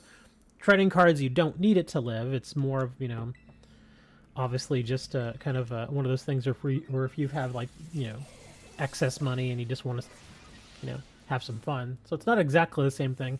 But I have seen people do that sort of stuff. Produce this kind of artificial scarcity sort of situation. And it just really, really bothers me that people do that. They take advantage of people's desperation in a sense. And especially come Christmas time, people tend to get a little more desperate because, you want to get that special gift for your kid. It's kind of going back to even back in like the 1990s and in the early 2000s. Like one of the big things that I remember back from the 90s is there was this doll, and I'm sure you all are very aware of this doll. It's the Tickle Me Elmo doll, which is still being produced today. They're a little harder to find because not as many people want them. But yeah, back in the 90s, that was the big thing. Everybody wanted to get their kid this Tickle Me Elmo doll. Everybody. It was like a $50 doll. And of course, whenever you touched it, it would laugh and jiggle around and, whatever. Everybody's kid wanted this thing for Christmas. And it was so scarce and so hard to find because people, again, would go and buy, like 10 of these dolls. And at the time, we didn't really have the internet. So they would actually put ads in newspapers and say, hey, I've got a Tickle Me Elmo doll, $150. And it's like, if your kid really, really wants this doll and you want to make your kid happy, you're probably going to fork over the $150, even though it's just a doll. Yeah. So even going back to then, I remember that stuff happening. Heck, historically, in the 1970s, I wasn't around for this, but there was a gas shortage here in the United States back in the 1970s. And what made the gas shortage even worse is that there were people that were going around to, I guess I'll catch this. There were people that were going around to each of the gas stations and buying as much gas as they were allowed. Like, they'd go to one gas station, and I think at one point it was like an 8-gallon max that you could purchase. Like, that was it. They wouldn't let you buy anymore. And so what people would do is they'd wait till, everybody was mostly at work or whatnot. They do it kind of in the middle of the day. They'd go to one gas station and they'd buy their 8 gallons, and then they'd go to another gas station and they'd buy another 8 gallons. And they weren't putting it in their cars. Hey, we got a Mystica. They weren't putting it in their cars. They were putting it in these massive gas tanks. And so people started hoarding gasoline. And that only made the problem worse, because now you've got this one dude who's got possibly, 80 gallons of gasoline for himself, and he's just buying up all the gasoline. So now people that actually do need it, to get to work or whatever, what have you, now they can't buy it because now the gas stations are out of gas. Because, a handful of these people started going around to all these different places, started buying up the gas. And so what did those dudes do? They're like, well, I'm probably not going to be using 80 gallons of gasoline anytime soon. Let me sell it. And so again, very similar to the 90s, you would see ads, or even word would just get around within a neighborhood saying, oh, so-and-so has a big giant tank of gasoline and I need gas. So I guess I have to pay him this exorbitant amount because I need the fuel. And at the time, a gallon of gas, I think, was something like 35 cents a gallon. It was super cheap. But again, this was the 1970s. And so imagine normally paying about 35 cents for a gallon of gas, but you have to go down the street to this random dude that you may not necessarily know, and he's charging $1 a gallon. And you don't have a choice. You have to pay it because you got to get to work. Or maybe your car is so, integral to the work that you do. Maybe you're a traveling salesman, or maybe, oh crap. Or maybe, you drive a truck for a living, something like that, and you got to have the fuel. Isn't it weird how we went from people buying out trading cards to suddenly we're talking about fuel shortages? Or at least I am. But no, I'm not going to be getting the One Piece box set. I'm not going very deep into One Piece because if I'm being very honest, I think that One Piece 3 years from now is not going to be around. I could be wrong, and if I'm wrong, hey, that's fine. But there are just so many card games out there right now. Like, so many. Especially a lot of new ones that have come out in the last 5 years. There's just so many of them that some of them are going to fail. It's just the way it is. There's only so many customers out there. And the big three are already well entrenched. They're not going anywhere. Magic, Pokemon, Yu-Gi-Oh!, they are not going anywhere. And so any game that people pick up is probably going to be a secondary game. So you've got Lorcana, you've got MetaZoo, you've got One Piece. There's a couple of other newer games that have just recently come out over the last couple of years. There's one called Sorcery that's still very, very new. And again, so now you've got probably about at least a half a dozen new trading card games coming out, trying to break into the market. And there just simply aren't enough customers. Even with people playing multiple games, at some point, they just run out of money. They just can't buy any more cards. Because imagine if you played the three big ones. If you played Magic, Pokemon, and Yu-Gi-Oh! You know, at some point you just got to say, well, I just don't have any money to buy any more cards. I just don't have it. And so how are you going to break into a market with something like that's going on? I think a couple of games have been lucky. Lorcana, I think, is going to stick around simply because it's a Disney product. And there are people that just love Disney products. So Lorcana's got a huge advantage over some of these others. Yeah, One Piece is very popular. I get it. The anime and the manga is very, very popular. But another thing that's wrong with One Piece is it's run by Bandai. Bandai, if you're not familiar, is a company that has done a number of different things. They've done like video games, they've done tabletop games, and they've done trading card games. And the reason I know about them doing trading card games in the past is because Bandai is notorious for abandoning trading card games. Like if they don't hit certain numbers, if they don't sell a certain number of units, they will just abandon a game. And they won't even say anything, they'll just stop producing it. They're just like, yeah, we don't want to do this anymore. And they'll stop. And I think that's what might happen with One Piece. Is we'll get a few sets out, because there are actually already a few sets out there for One Piece. And it seems to be doing really well. But like I said, eventually over time, the interest is going to wane, just like the interest in MetaZoo has waned. And eventually Bandai is just going to be like, yeah, we don't want to do this anymore. There's no money in it. And so they'll just stop. And suddenly you've got these thousands of people out there with these One Piece cards that are suddenly worth, 95% less than what they paid for them. And that's going to suck. I guess in a way there would still be, oh, I think I need this guy. Does anybody need this dude?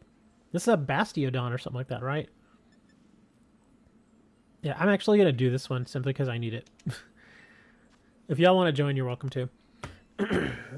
But yeah, there will always be a certain market for people for those types of collectible cards. But it kind of also reminds me of some of the old Dragon Ball Z card games. There's currently a Dragon Ball Z card game out there. But this is like the third iteration of it. Because there have been other versions of it in the past, but they've just been abandoned. Because the company just was like, well, we're not making money, so why are we going to keep doing this? But yeah, some of those old Dragon Ball Z cards from way back in the day, I actually have some. They're not worth anything, but I have them. I guess maybe to the right collector, they might be worth something. But those hardcore Dragon Ball collectors are, pretty few and far between. And even at this point, a lot of those collectors that would want to buy some of the old cards, they already have them, and they're just like, well, I don't need them anymore. Like, I have some old cards that were produced back in 1995? I think it's 1995. There were some cards that were actually produced in Japan. They're not trading cards, per se. They're just kind of collectible cards, because there's no game behind it or anything like that. And these cards are actually very unique. They're white bordered cards. They have a picture of the various characters on the front, and then you flip it on the back, and there's like a mini game on there. But it's not like a full-fledged game. It's just a mini game. And you can tell just by looking at these cards that they were meant just to be collected. They were never meant to be like this big giant thing, like a Lorcana or anything like that. It was never meant to be a trading card game. So it's just for collecting.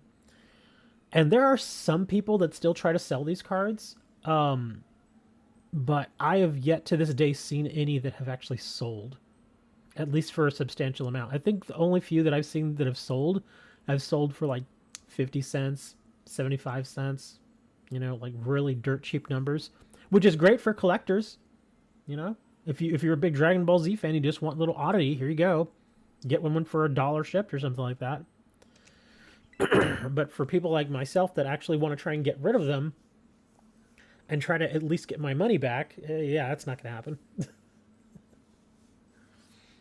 There's too many deerling in the terrarium. There are a lot of deerling, aren't there? I've noticed that too. There are just deerling everywhere. But the thing about deerling, and I think the reason why they're everywhere, is because deerling remember, they have what, like 4 different versions of Deerling? They've got the spring, the winter, the summer, and the autumn. So you can stick a Deerling in each of the spots in the terrarium. And it makes sense. Okay, I guess we're going. So that's why they stuck so many Deerling all over. There is a thing that you can do within those little quests where, well, not within the quest, but as you do the quest, you get the BP. You can turn in the BP to add more variety to certain parts of the terrarium. So I think if once, because I will eventually do that, obviously. But I think once you do that, probably see fewer Deerling, probably see more of some other types.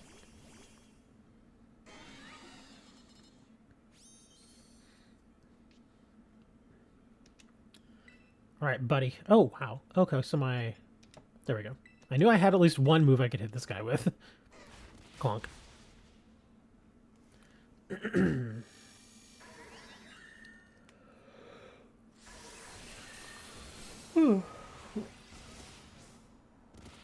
Is this the final DLC for Scarlet and Violet? Yes. As far as I know, yes. The next sort of Pokemon video game release is probably going to be a new game altogether. I fully expect for them to announce a new video game probably in February. And we will probably get it that following November. Hey, Shark. Yeah, it's going to be very much just like how they did in the Sword and Shield era. It's like you get your Sword and Shield, then you get your DLCs, then you get a remake, similar to what BDSP was, and then we're probably going to get another sort of Legends type game, and then we'll go on to the next big block and that sort of thing. That would be neat if it released along the new Switch.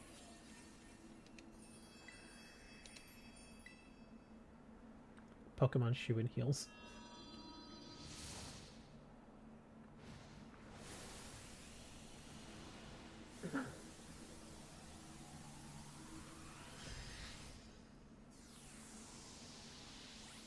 Black and White are the next games for remakes? Well, there you go.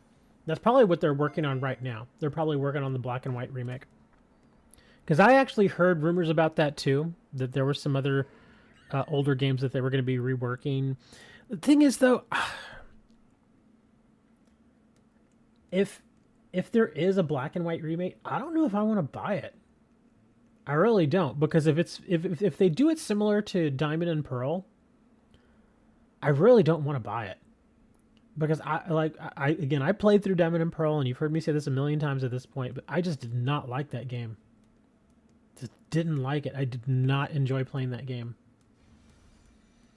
And that's my big fear. If they make something like Black and White, like I'd be very tempted to want to get it simply because I'm sure there's going to be some Pokemon in there that I don't have. But at the same time, it's like, do I want to drop $60 or potentially $70? Because again, remember, they're raising all the prices now. And I can almost guarantee you the next Pokemon game is probably going to be $70. So do I want to drop $70 on a game that I probably don't really enjoy just so I can potentially get my hands on some of these older Pokemon that I just don't have? And even then, how many of those old Pokemon are going to be in that game that I may not already have, or at least have access to with the games that I have? And even then, I may want to think about that also, because I mentioned this a few months ago where I thought about buying one of the Let's Go Pikachu games or Let's Go Eevee games because they had the Alolan Pokemon in them. And that was going to be the only reason I would buy that game. I wasn't buying it for any other reason but to get the handful of Alolan Pokemon that I don't have. Well, guess what? All the Alolan Pokemon are in this game. $70, that's a house in Texas? No. Housing in Texas is not cheap, dude. It's not like Detroit. Yeah, you're in the wrong state for that, buddy. Housing here is expensive. Yeah, even for a half decent house, you're looking at least $100,000 at the very least. And that's for like maybe a little old 2-bedroom house that was built 100 years ago. Yeah. Houses here are expensive. If you want like a pretty nice house, like a 3 or 4 bedroom, that's going to cost you at least $250,000. And if you want something even nicer, like my mom and stepdad have actually a really nice house. It's not that big because it's just them now. But it does have 3 bedrooms, has a really nice kitchen, has its separate dining room and everything. Really beautiful little house. But it's in a very swanky neighborhood. And I think they paid $250,000 for theirs. And at this point now, that house, I can tell you, is probably worth about $450,000 now. It's gone up in value a lot. Like a ton. Yeah, by the time I would say probably within the next few years, it's going to hit that $500,000 mark. It's going to be really expensive. Okay, so we got an alchemy, a water alchemy. I guess we'll go electric. But yeah, houses, no, not that one. But yeah, houses here in Texas are not cheap. Certain parts of Texas might be cheap, but yeah, if you're going to live in a city, forget it, dude. You're going to pay, a lot of money. Like a ton of money. Let's see. I guess I could just bring Maride in. But I want to try to give some of these other guys an opportunity. What about this little dude? Let's see. Are you trained? Spark, Thunderfang, Crunch, Light Screen. It's a very interesting choice. Why did it... Oh. Well, I guess it's fine if he boosts special defense. That's not terrible. Yeah, I'll actually give this little guy a try. I don't even think he has a held item.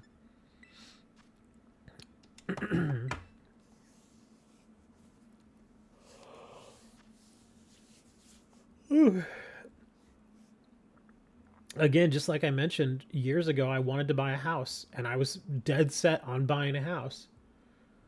But then the COVID stuff hit, and prices just went insane. Not only are the prices for houses insane right now, but interest rates.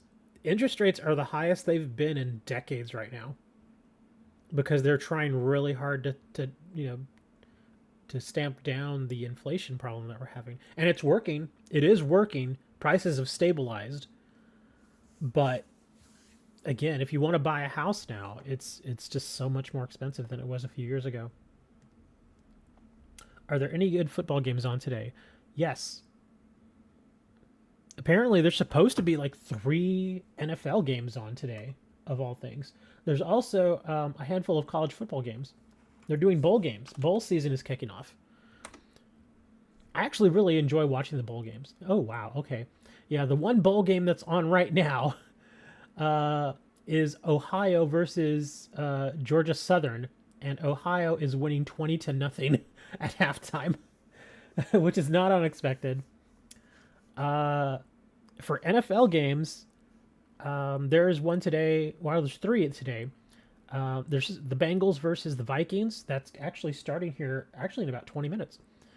And then there's the Colts versus the Steelers. That's at 3:30. And then the Lions play the Broncos tonight at 7:15. That should be interesting. The only thing about those NFL games is they're all on NFL Network. So you basically have to have cable to get them.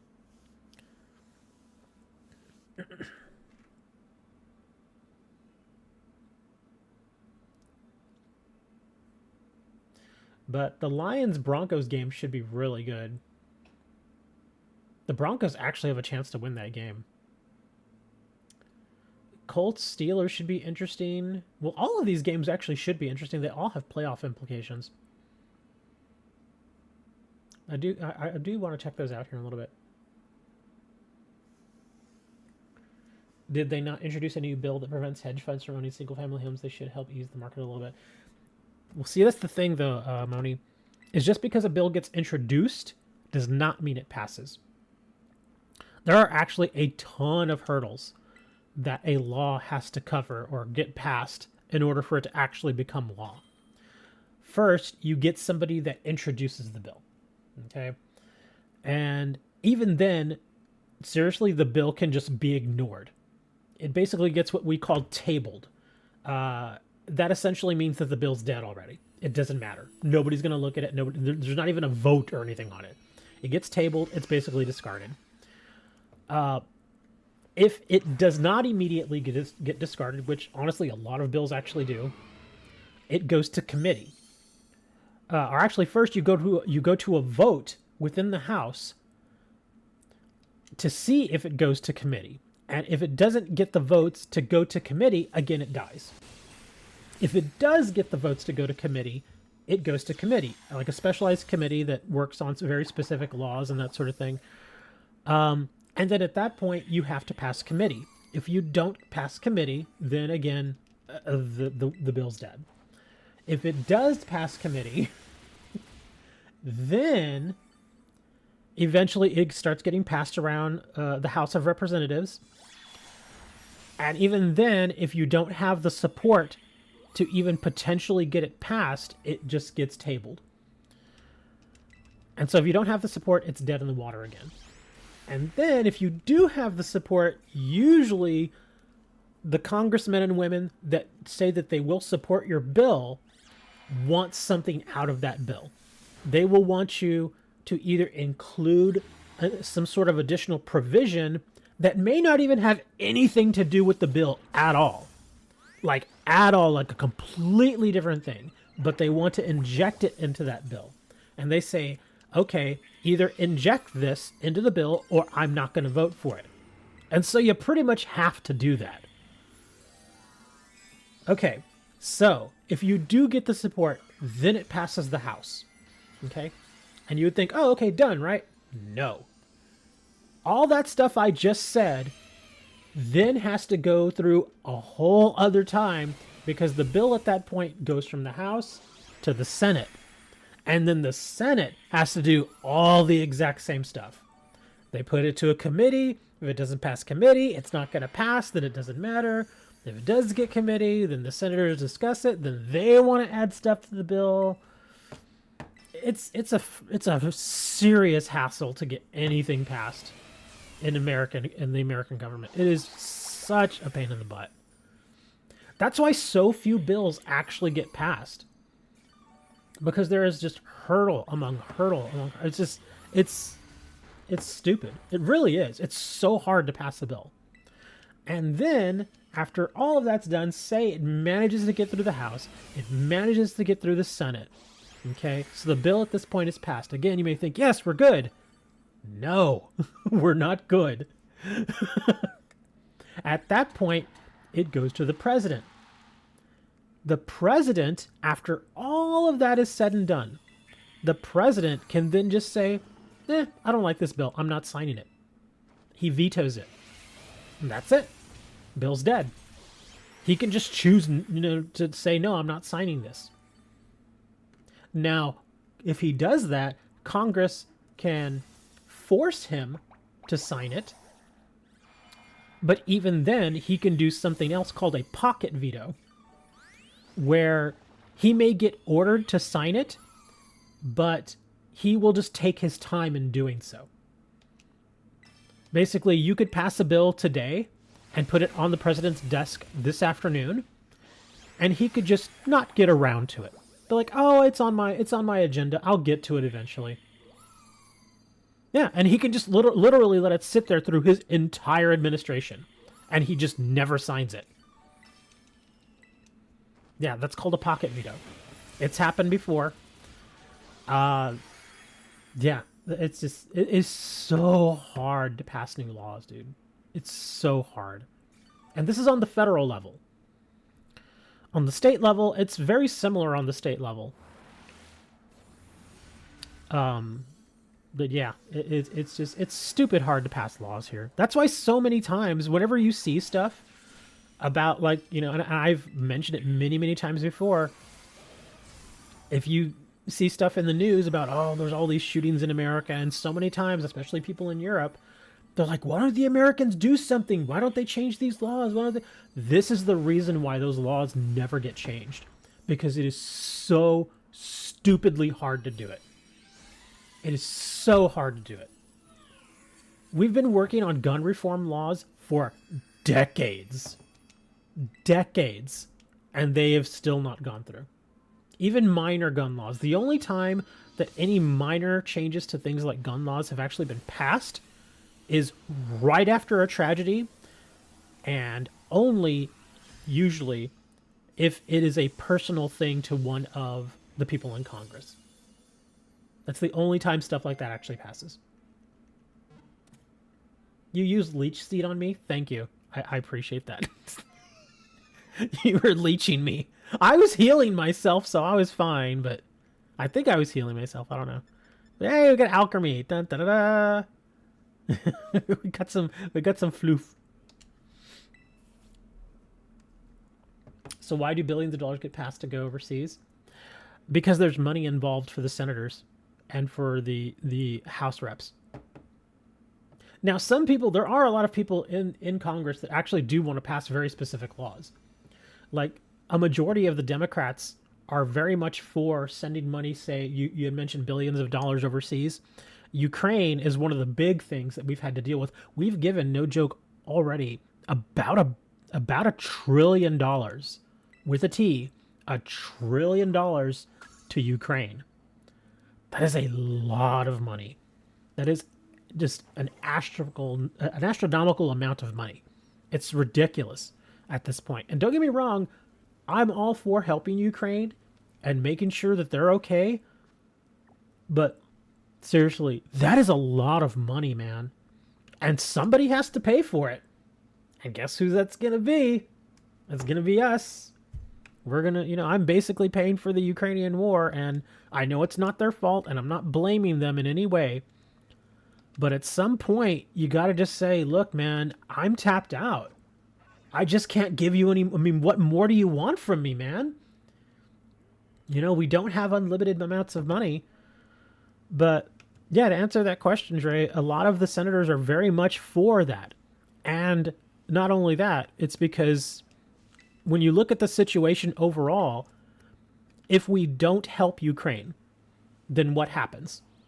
Russia probably goes in there and takes over Ukraine. We do not want that. We absolutely do not want that. That would be a huge humanitarian issue. And it would also give Vladimir Putin that much more confidence to go and do that to other Balkan states. Yeah, to do that to all the other Eastern Europe states that used to be part of Russia when they were the Soviet Union but have broken off. It will basically say to him, oh, well, America's not going to stop me, so... Because we're really the only ones that really can stop him. I hate to say it, but... NATO ain't doing its job that well. They're just not... they're helping in some ways, but they're not helping nearly to the amount that the United States is. So... We have to keep giving that money, and if we don't, we know that the consequences are going to be dire. That's why those bills tend to get passed fairly easily. Oh, I actually need to catch a fire-type Pokemon.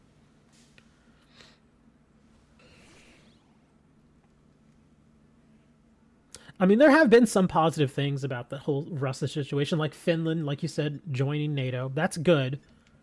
Because if anything, I mean, think of it. Putin was threatening Finland, like, hey, if you go into NATO... we're going to be very unhappy with you, meaning that they were basically saying that they will be the next in line to be invaded. But if anything, that backfired on Putin dramatically because that only pushed Finland to NATO that much faster. What am I going to use? Oh yeah, Ultra Ball.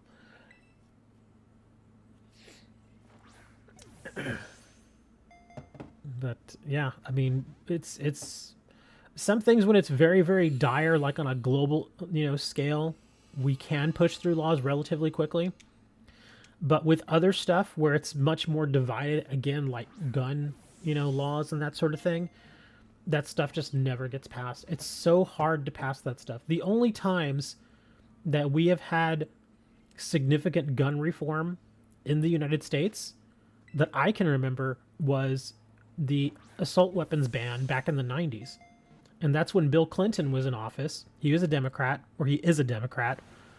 And the only reason it passed is because Democrats not only had the White House and Bill Clinton, but they also controlled the House and the Senate. And the times in our history where one particular political party has controlled all three of those branches, the House, the Senate, and the White House, very rare. It's very, very rare, and it's usually only for a short period of time. And so whenever you have that advantage, your political party absolutely has to take advantage of it, because if you don't, there's no telling when it could happen again. Another time this happened was actually fairly recently. I believe it was 2017 to 2019, if I'm not mistaken. That's when Trump got into office. And was it... Hold on. Maybe it wasn't that. Maybe the dates... I'm looking at the dates wrong. I think it was 2020 to 2021. It was during a couple of years of the Trump presidency where he controlled... basically, he controlled the House, the Senate, and they had the presidency. And that was another one of those rare occurrences where one political party collectively controlled the government. But the weird thing about that whole situation is they didn't do anything with it. They passed one bill that made any sense, and that was the big tax cut for all the rich people. That was the only thing they passed. Am I voting in 2024? Of course. I vote every time. Every single time.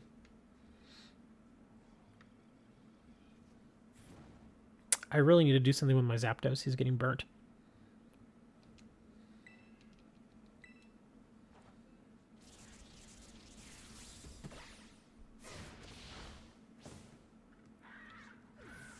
Maybe we should stay away from politics? No! We must talk about card games and politics.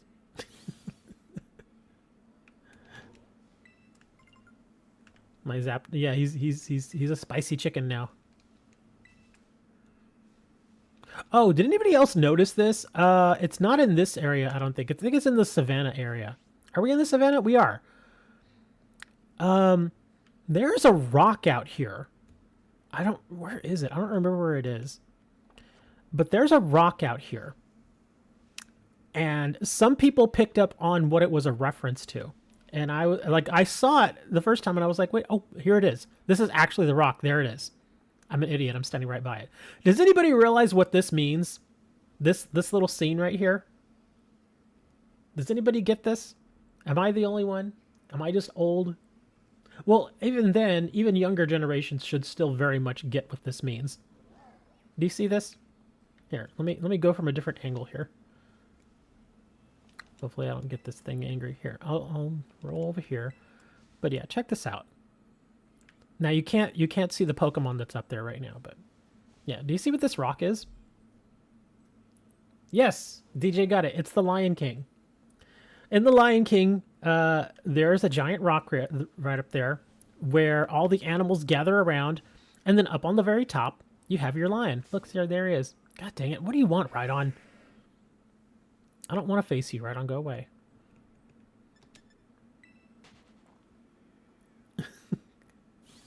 Look, he's going to try and do that again. Look, but see, right there at the very top is a Pyroar. Basically a lion sitting up there on the rock.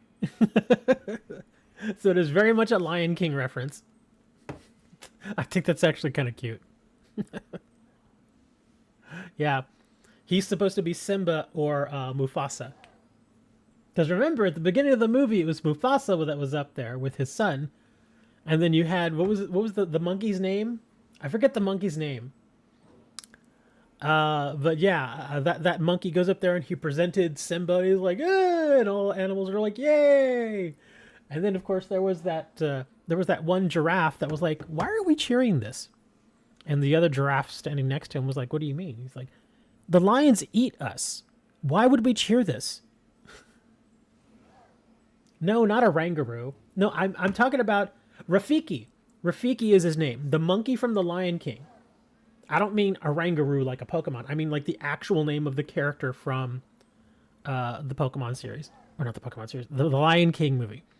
Yeah, it was Rafiki that was up there. But I still think this is really cute. And look, maybe... Oh, there you go. See that little Litleo right there? Maybe that's supposed to represent Simba. So you've got Mufasa up top. And then you've got Simba over there. Just running around. Or just walking around there at the bottom of the rock. Okay, that's interesting. I gotta take a picture of this.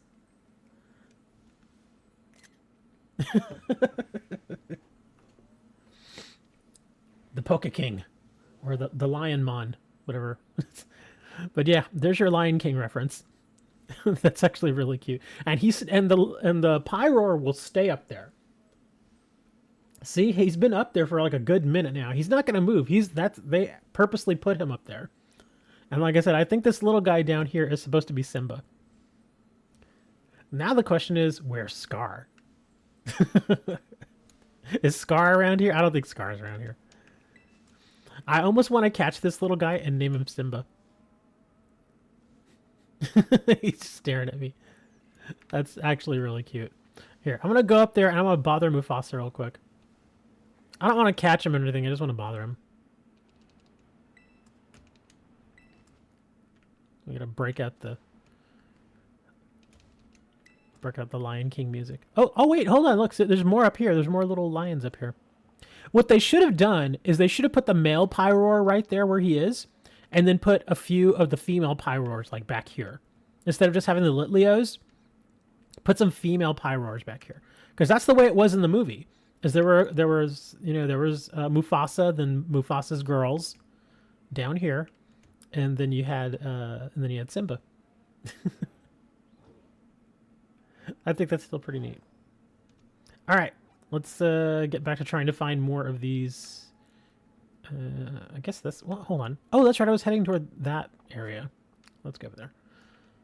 Well, there we go. We got our little Lion King reference. It's the circle of life. I almost want to hear that song now.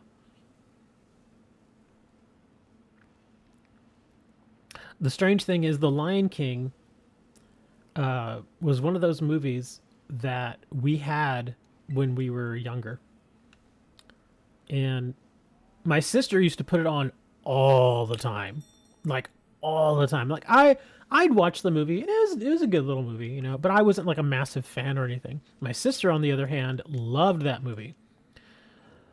And so she would always bring her like a friend or two over, and, you know, I would, you know, come home from, you know, being out with my friends or something, walk in, and there she was with a couple of her friends just sitting on the floor, and they were all watching The Lion King. And it really felt strange because it felt like every single time I walked in on them from being out, I'd walk in and it'd be like they had just put the movie on, so that the Circle of Life song was always on. So that's why I remember Rafiki always holding up Simba, because I would walk in and be like, oh, look, there's Rafiki. Oh, come on. Give me a 5-star here. I do have a 6-star in here. I just have to find it. If we want to do a 6-star. Let me go check this ice, and then I'm going to specifically look for the 6-star. So we can have something a little more difficult to mess around with here.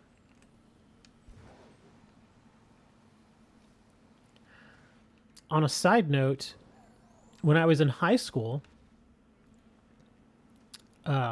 me and a friend were in drama class. I actually took drama. I wasn't a drama kid, but I took drama class. I actually wanted to take regular art, because at the high school that I went to, if you chose art, you could choose a particular art style or a medium. So if you chose art, you could choose art drawing, you could choose art painting, you could choose art sculpture, that sort of thing. It wasn't, you know, they had like the regular art class where you kind of got all three of them, but to a lesser extent, or you could specialize. And so I wanted to do art painting, but I wasn't able to get in. And so they were like, well, we only have room in drama. And I was like, well, I guess I have to take that. I don't have a choice, because that was all that was left. So they stuck me in drama. And yeah, I skipped that class quite a bit. But the times that I did go to it was for one of these assignments where we had to do basically like a sing-along, where it's kind of like what people do nowadays, how you go and you pantomime the song. Like, you're not really singing the song, but the song's playing and you just kind of mouth the words and it looks like you're singing, that kind of thing. Basically lip syncing.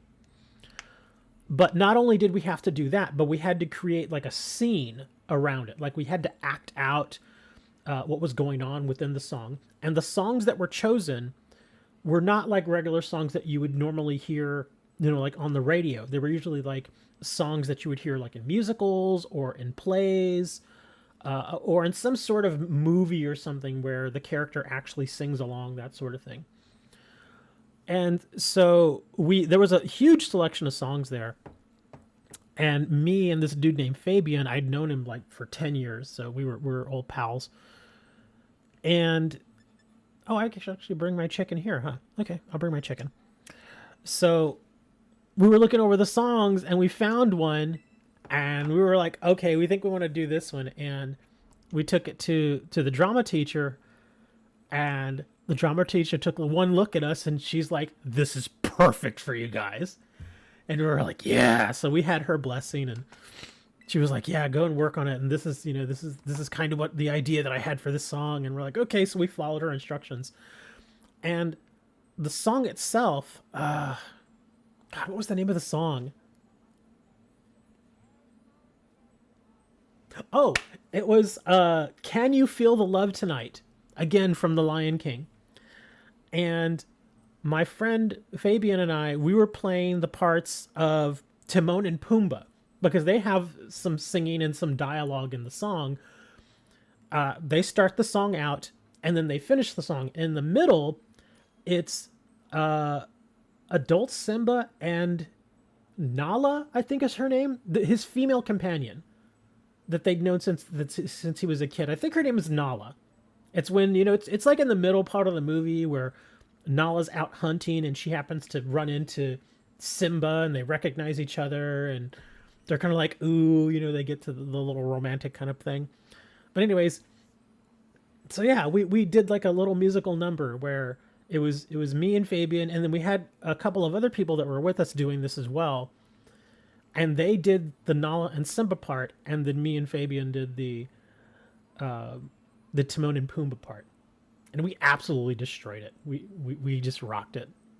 Our I guess co-stars, the ones who did the other part with Simba and Nala,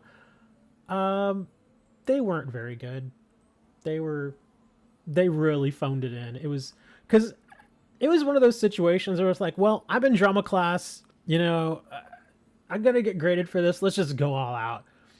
And Fabian was a natural actor. That dude just always played it up. I wouldn't say he was the class clown, but he was very animated in the way that he presented himself. Really crazy guy.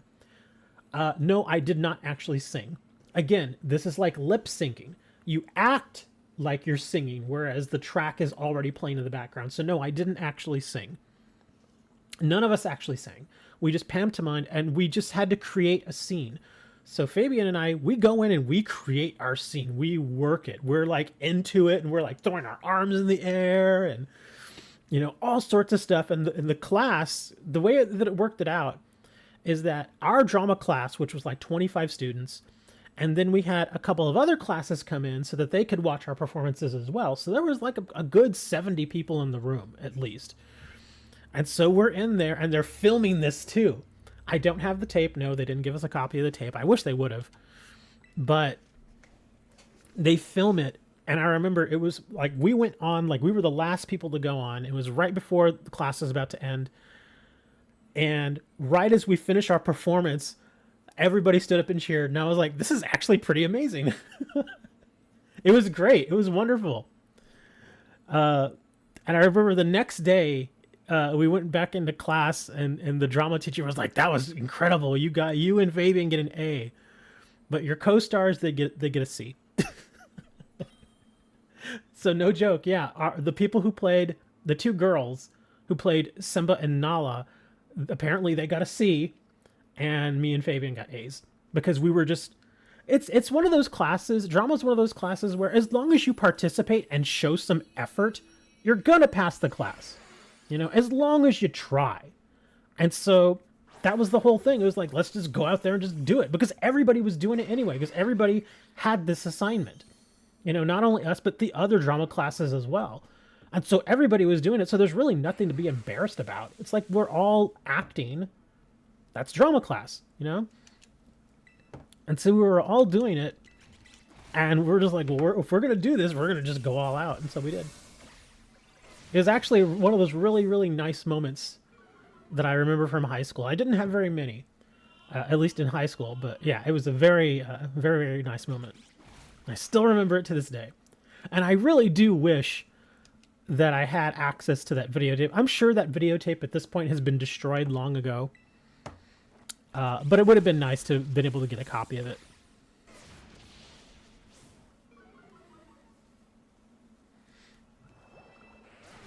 Uh-oh. Hit me with the water. I'm about to go to sleep here. I'm going to have to cheer myself out of sleep. Go on. Change the turn. But it was pretty fun. Yeah, there were a couple of classes in school that I actually really did enjoy. Drama class was surprisingly one of those. Like I said, I didn't even choose it. I didn't want to do drama. I wanted to do art. Because that was my thing. I liked painting. But didn't get it. Got drama instead, but still really enjoyed it. And not only that, but I also took guitar. And that was a fun class too, even though I honestly didn't try very hard in guitar. I felt kind of bad afterwards, though, because the teacher was actually a really nice guy. Really nice guy. But yeah, I just didn't put in the effort for guitar class the way I should have. And I remember I took it the whole year. I didn't take it just one semester. I took it all of them. And I felt really bad because, again, I would skip a lot of school. And every time I would show up, the teacher would be like, "Oh, you showed up today." And I'm like, "Yes." But at least every day that I showed up, I did show up with my guitar, so I was never without my guitar when I went to class. Whereas some people, like there was this one kid, and I felt kind of bad for the kid too, because the way guitar class worked at my high school was you had to provide your own guitar. They did not give you guitars. You had to show up with your own. It didn't even, there wasn't any sort of requirement about it having to be an expensive guitar. It could be like an $80 guitar. It didn't have to be that expensive. In fact, the guitar that I used was actually a pretty nice $200 Ibanez guitar, and I actually have a similar one still that I still occasionally play. It's actually hanging on my wall. And there was this one kid who apparently his parents had told him that they were going to get him the guitar, but they just never did. And so eventually, I think like a month and a half had gone by. Poor kid still didn't have a guitar. He was attending class, but he never got the guitar. And so they actually had to move him out of the class. They had to put him somewhere else. I think he ended up going into like an art class. Maybe he ended up in drama. But yeah, that poor kid, he never got his guitar. I felt bad for him. But yeah, that was a big thing. Wow, look at all that. 2 capsules and a Mystica. If you didn't join us, you missed out. Look at that. We got some candies and some berries and a mushroom. That's pretty good rewards, actually. It looks like Zapdos T-poses into the opponent while using Thunderous Kick. Dude, even my stepfather was not born in 1940.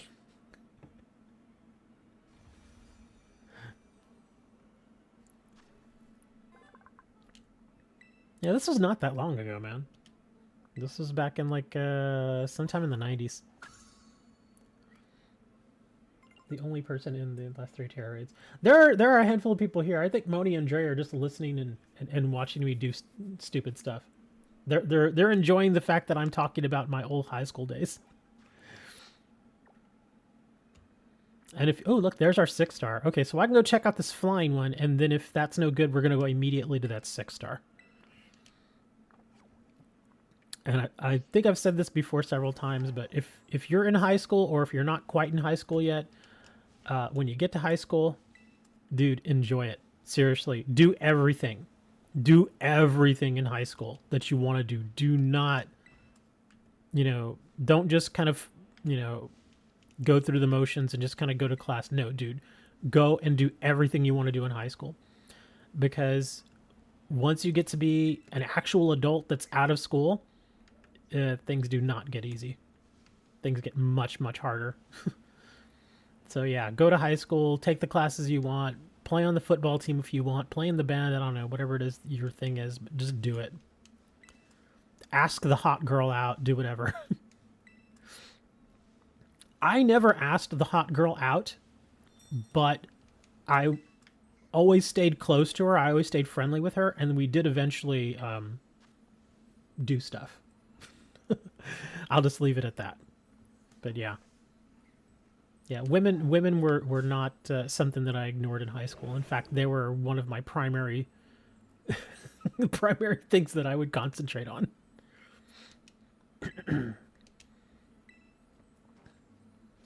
Eat a kick, baby.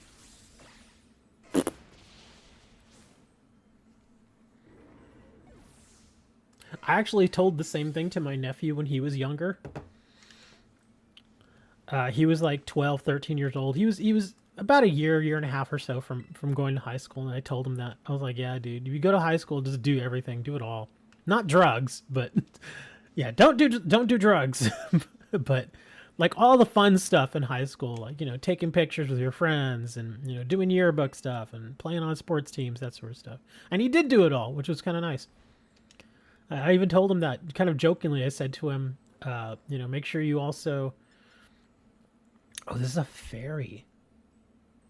Yeah, this is Whimsicott. So this is grass and fairy. So fighting would probably not be a good option here. Come on, mouse, stop turning off. Where is... What did I do with my... Oh, crap, I didn't want to do that. Hold on.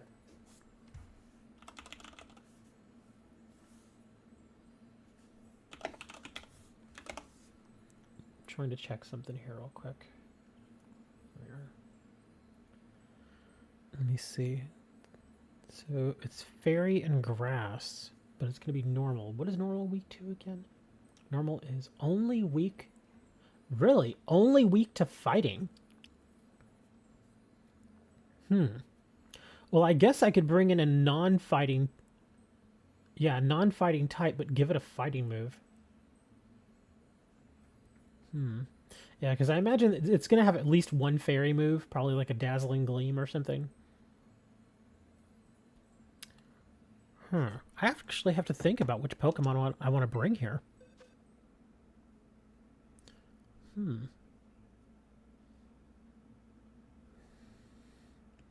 I can't really think of any non-fighting types that have a fighting move here.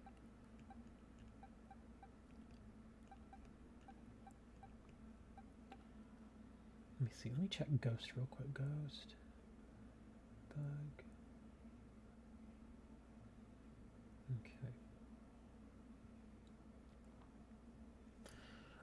Okay. So I could bring something like, say, a fighting and fire type, or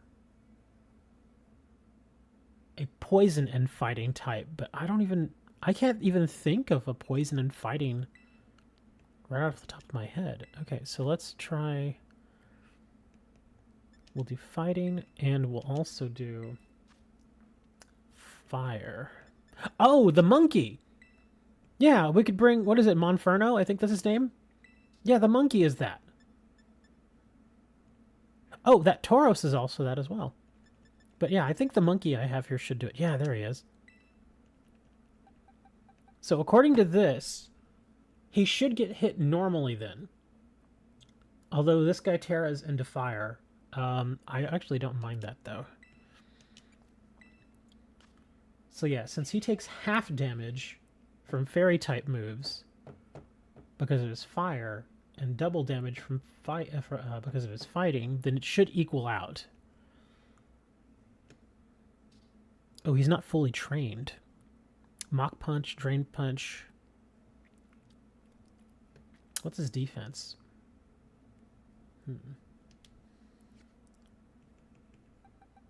I had one other one. What was the other one?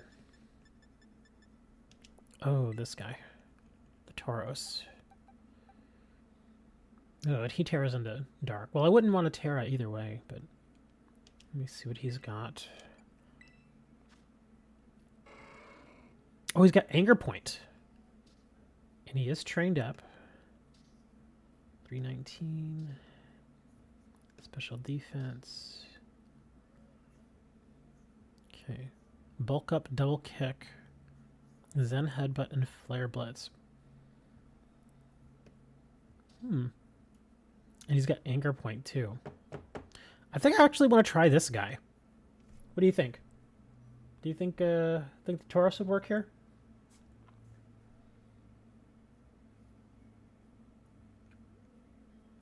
You're doing BBQs. I still hate the fact that they call them BBQs because every time I see BBQ, I think of barbecue.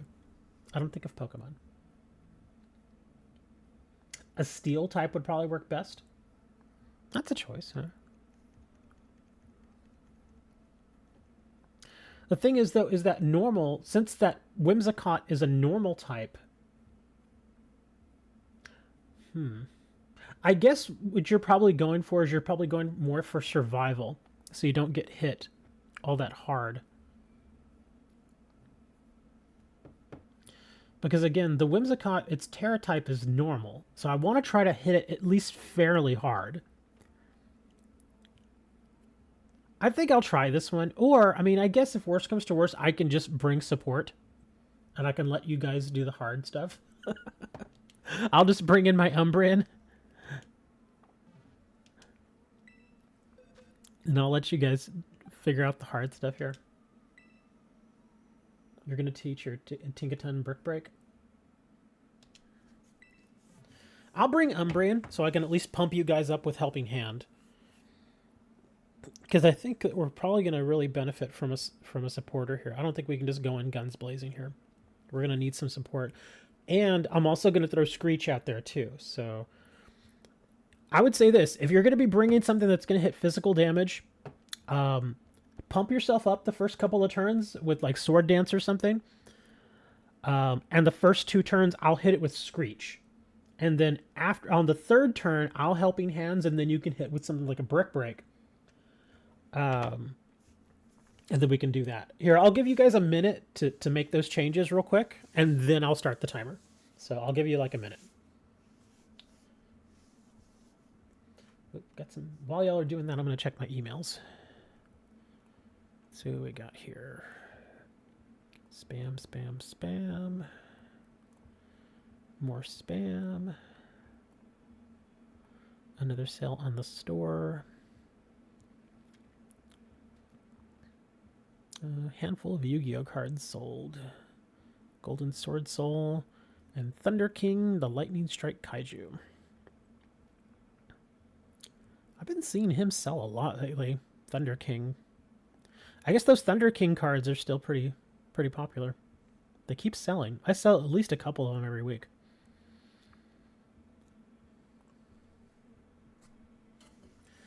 Completely forgot I had my lemonade here.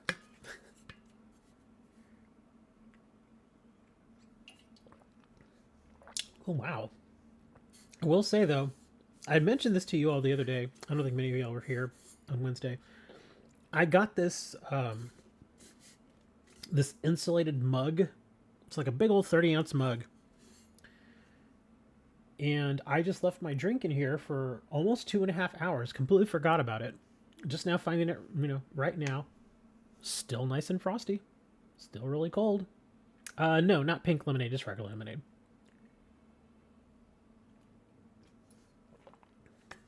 I actually don't really care for pink lemonade. It's a little too sweet.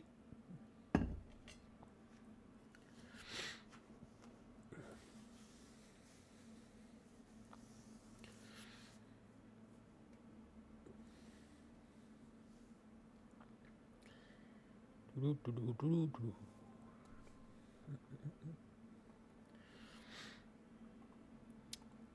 mean, we were talking about TCGs earlier. I've actually got... minimize this. I've actually got... Surprisingly, I noticed that a company was offering deck sleeves. Not regular card sleeves, not like penny sleeves, but like actual deck sleeves for review. So I ordered a couple of sets.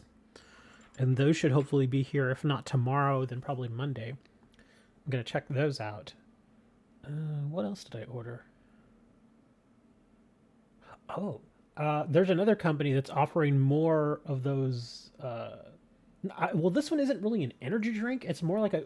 Well, I guess it's sort of an energy drink. It's more like a sports drink, though. It's kind of like a Gatorade alternative. When is that going to be here? I don't even remember. Let me see if it's got an estimated date for me here. Oh, here we go. It's called Launch Hydrate Sports Drink. Let's see. Tropical flavor. Okay, yeah. Electrolytes, vitamins, minerals. Okay, so it is very much like Gatorade. And they're sending me 12 of them, and they're 16 ounces each. Wow, that's actually quite a bit. Arriving... Tuesday. Okay. So this will be here next week.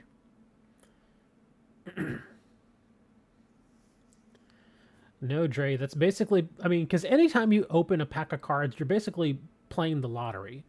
But you also have to take into account... well, first of all, Dre, you keep saying get the One Piece box cards. I have no idea what set it's even in. That's how little I know about One Piece. I know about the card game as far as it exists, but I know very little as far as the values, unless I look up very specific cards. And again, you keep saying the leader card's worth $900. What set is it in? I don't even know what set it is in. And even if I do find out what set it's in, is that set even available to me? Because again, like I said, I've only found One Piece cards at one location over the past month. That's it. So yeah, even if I were to find them, I don't know if, you know, I like I said, I just don't know where it comes from. Yeah, I really don't know. If anything, I think I am gonna after I finish the stream here, I'm probably gonna go out for a little bit, but only just to go to Barnes and Noble again, just so I can get my 2-pack Soul Arcana. Every like, because basically the way they dish them out, it's every day you can go back and get 2-pack Soul Arcana. Or who knows? I may go today, and they may have an Illumineers Trove, and if they happen to have one, I'll buy that. They haven't had one for the past week and a half, though, so I'm not expecting them to have anything. In fact, let me check something. I'm not expecting them to have anything, but if they do, I will definitely get it. Oops, that's not the right website.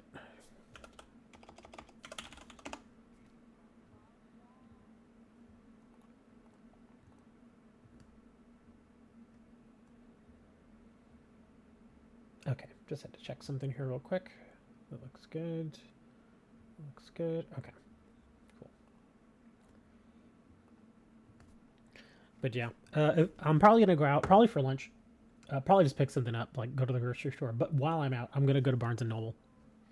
All right, I think it's been more than enough time for you guys to get ready. So I'm gonna throw the code out there. So here we go. 6-star Whimsicott, normal type. Here comes the code. But yeah, while I'm out, I'm gonna go get the 2 packs, and hopefully they'll have an. You know, since Target and Barnes and Noble are like right in the same area, I might just also go to Target too, just in case. Because that's where I found the Illumineers Trove last time. So who knows? Maybe I'll go there and I'll get lucky. Probably won't, but you know, gotta try. And I want to start at Barnes and Noble first, simply because I know they're gonna have the product, because they are so, you know, and I think that's actually a good thing that Barnes and Noble's doing. They're being very smart about it all. Because they started doing this, the limitation of selling trading cards to certain people. They started it back during the COVID years when people were going crazy for all the Pokemon stuff. And I remember hearing about it online, and there were a few people that were going out and trying to, you know, go to places like Barnes & Noble and buy their entire stock. And they were complaining. Yeah, man, Barnes & Noble won't let me buy more than a couple packs, man. They're stupid. It's like, no, dude, they're smart. That is exactly what they should be doing. Because they don't want people just going in there and buying the entire stock and just relisting it online. They're not letting you make your money, so, you know, too bad. I think it's good. I don't mind going back. I really don't. Because at least I know, I think of it this way. Instead of me going and trying to stake out a Target or a Walmart or something and go there every single day and be disappointed every single day that they don't have product, at least I know if I go to Barnes and Noble, I'll get at least a couple of booster packs, and I'm okay with that, Because at least I walk away with something. At least I can come, back home and... oh, crap. He taunted me. That's not good.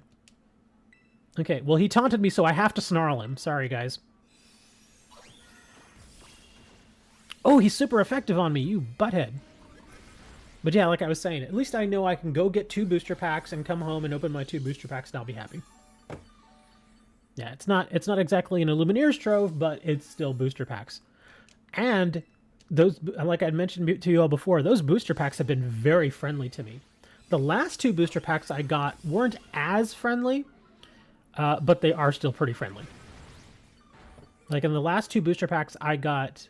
In the first booster pack, I got only 2 rares, which is kind of a bummer. But in the second one, I got a rare and a super rare. And that super rare was like a $15 card. So it basically paid for the booster packs. So I was very happy about that.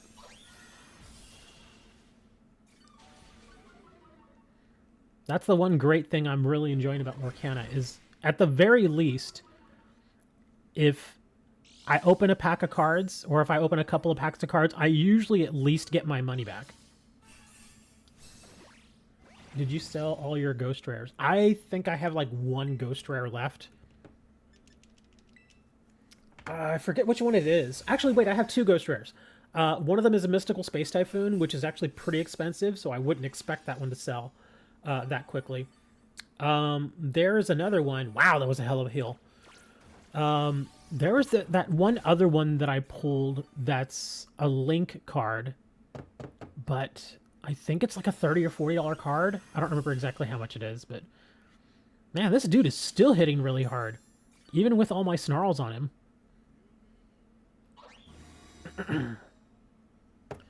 But yeah, I still have a few.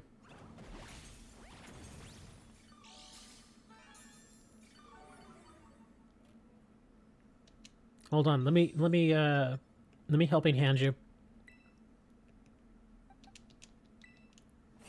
There we go. All right, you should be all pumped up, dude. Yeah, this dude is actually hitting me pretty hard. He just keeps using that darn Moonblast on me. But at least I'm able to take him pretty well. I'm gonna do another heal here.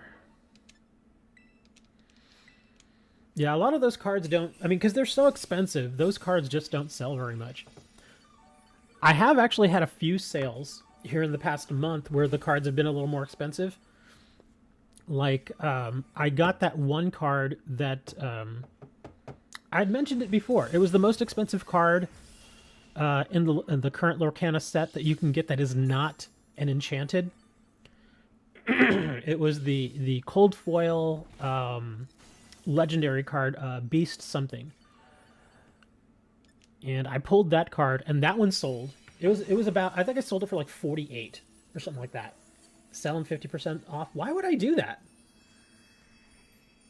That doesn't make any sense. It's a collectible. It's not something that has a shelf life. Yeah, I'm not gonna do that, and I'm not desperate to sell them, so that makes really no sense at all.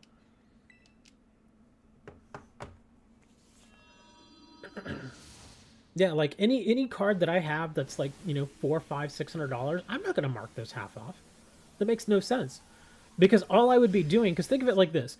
If I had a $1,000 card, which I actually do, I have a few $1,000 cards.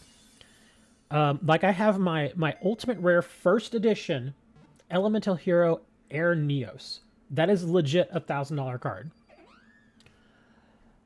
If I take that and I sell it for 500 instead of 1,000, guess what's going to happen?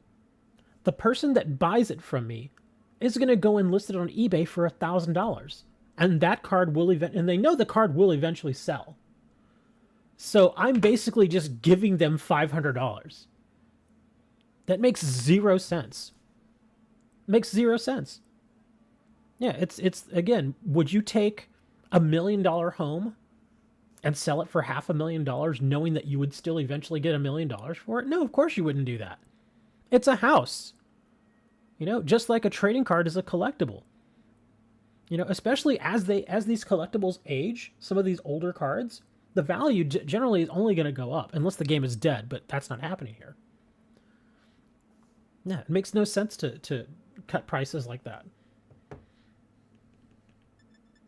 The only time I could see myself really cutting prices in a very significant way like that would be if the game is dead and I just want to get rid of the cards. But I generally don't do that. Even with, like I had mentioned earlier, MetaZoo, it's not dead. There are still players in MetaZoo, but the sales of it are so slow that it feels like it's a dying game. And if I do find out that the game is no longer going to be produced, like if I'm able to find that information, like be one of the first ones to find out, yeah, at that point, I'll cut the prices on those cards. But even then, I don't really have any expensive MetaZoo cards. I just don't. I think the most expensive MetaZoo card I have right now is like a $3 card. That's it. It's cardboard with art in it. It doesn't matter. It's still a collectible. The same thing could be said about old baseball cards or old postcards. Or you could just say, and again, this is really far-reaching, but I just want to be very crystal clear about this. You could say that the Mona Lisa is just a canvas with some paint on it. You could just say that. Yeah, because, I mean, at its core, that's all it is.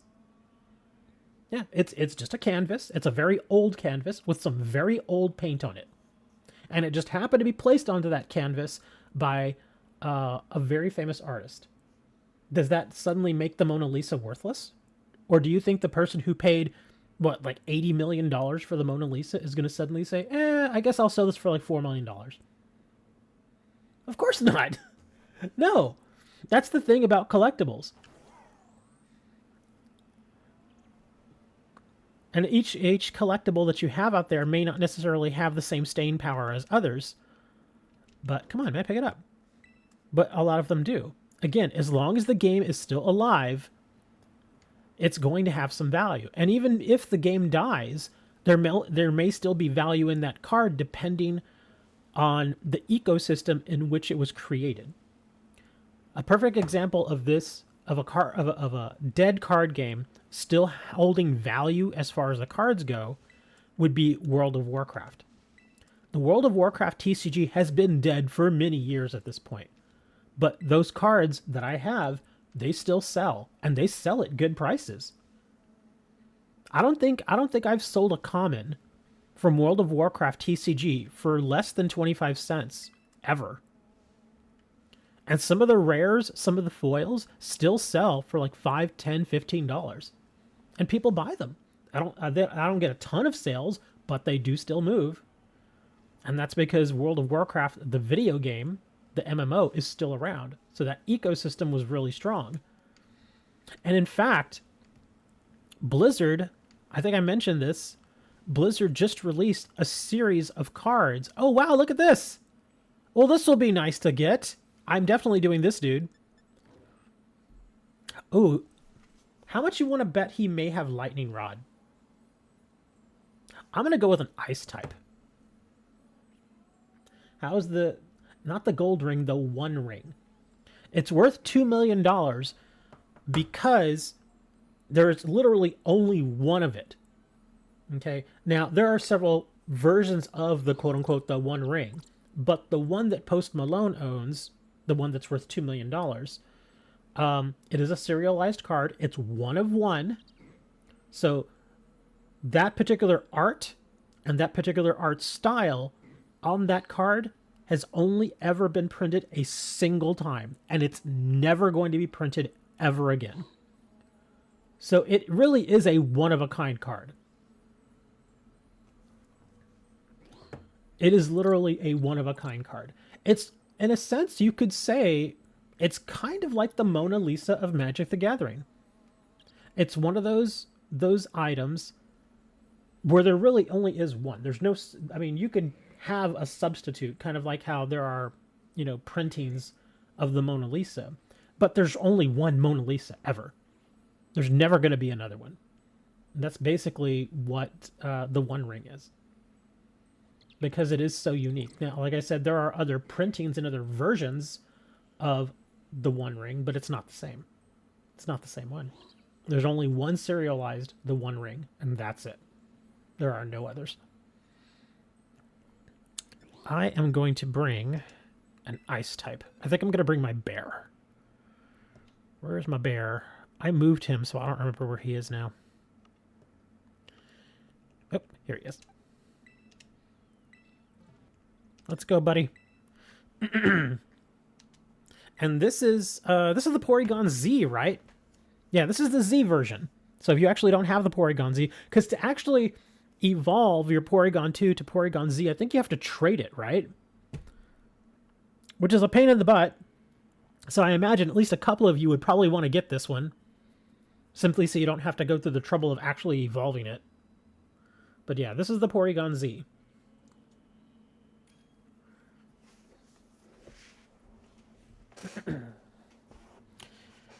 Plus, you know, harkening back to that One Ring price, the value of any one thing is worth whatever somebody is willing to pay for it.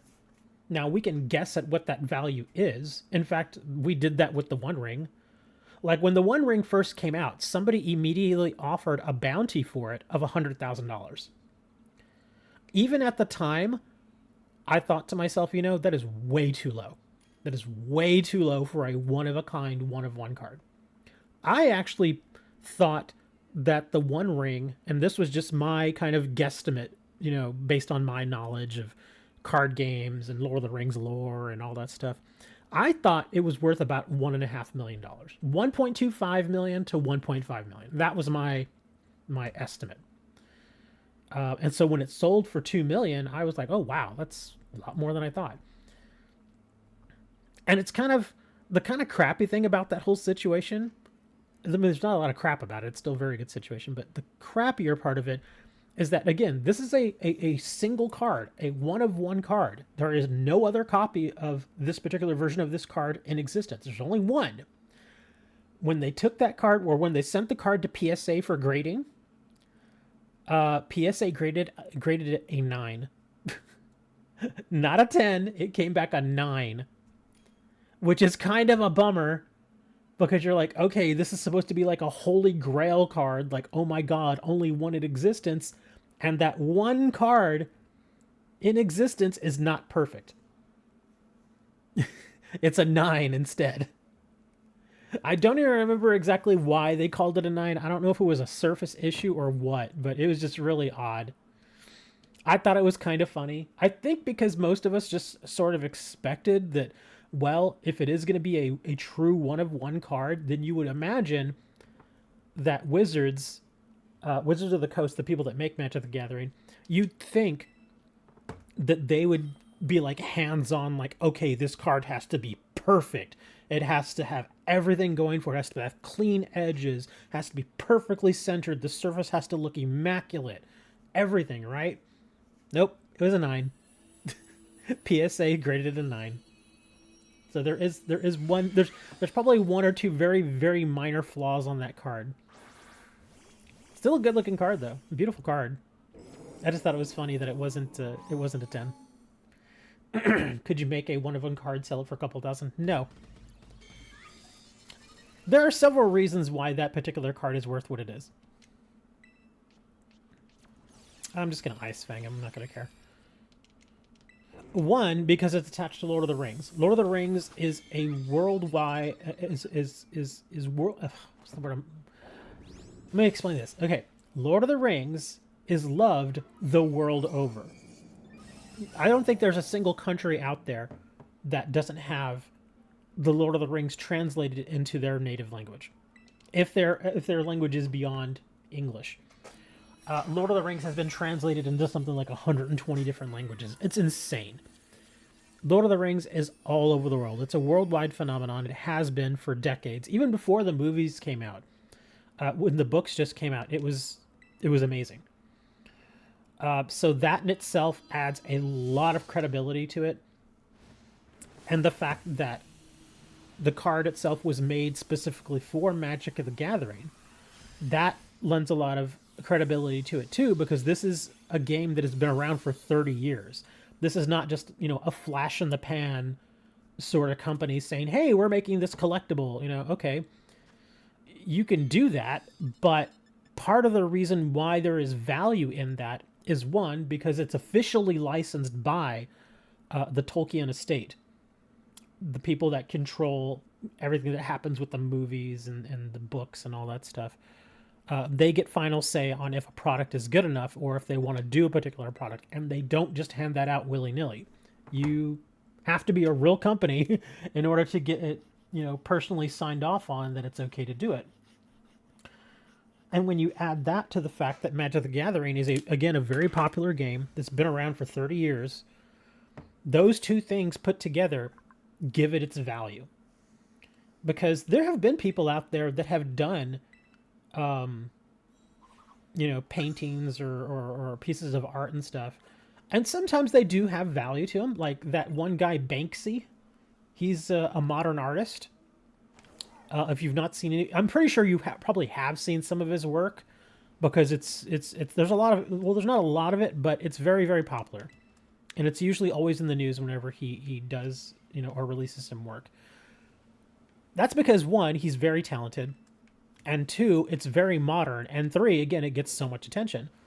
But yeah, not just any old artist can go and, make a one-of-one ring and it be, worth, thousands and thousands of dollars. It just doesn't work like that. There are artists out there that, obviously, that actually make the artwork for Magic the Gathering cards. That's not done by AI or anything like that. There are actual people that either by freehand or on computers make the art. And even they don't get paid that much. Like people, there are some people that have made art for Magic the Gathering cards, and I think I remember one of them saying that they got paid like $200, something like that, for just one piece of art, which isn't terrible. It's not bad, but you also have to consider how much time and effort was put into it. Like if somebody takes 50 hours to create this work of art, and somebody's only offering you $200 for your time and for the art, it's kind of a bummer, There are also other people out there that make specialized altered cards of Magic the Gathering, and they sell those as well. But even those cards sell for, again, depending on the artist, $35, $50, maybe $100, depending on the artist. It's really hard to say. Excuse me. You have a 6-star dragon type Slowbro. Is it a Galarian Slowbro or a regular Slowbro? That does make a difference, because the Galarian Slowbro has poison moves. Yeah, so if it's a Galarian Slowbro, we need to adjust accordingly. Yeah, which Slowbro is it?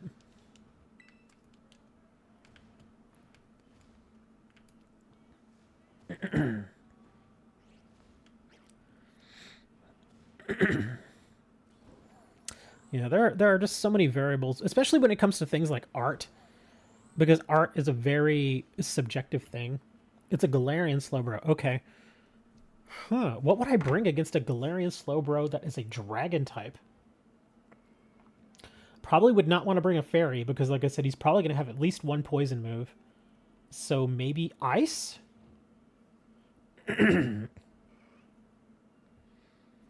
Yeah, maybe ice. I would think I'd bring an ice.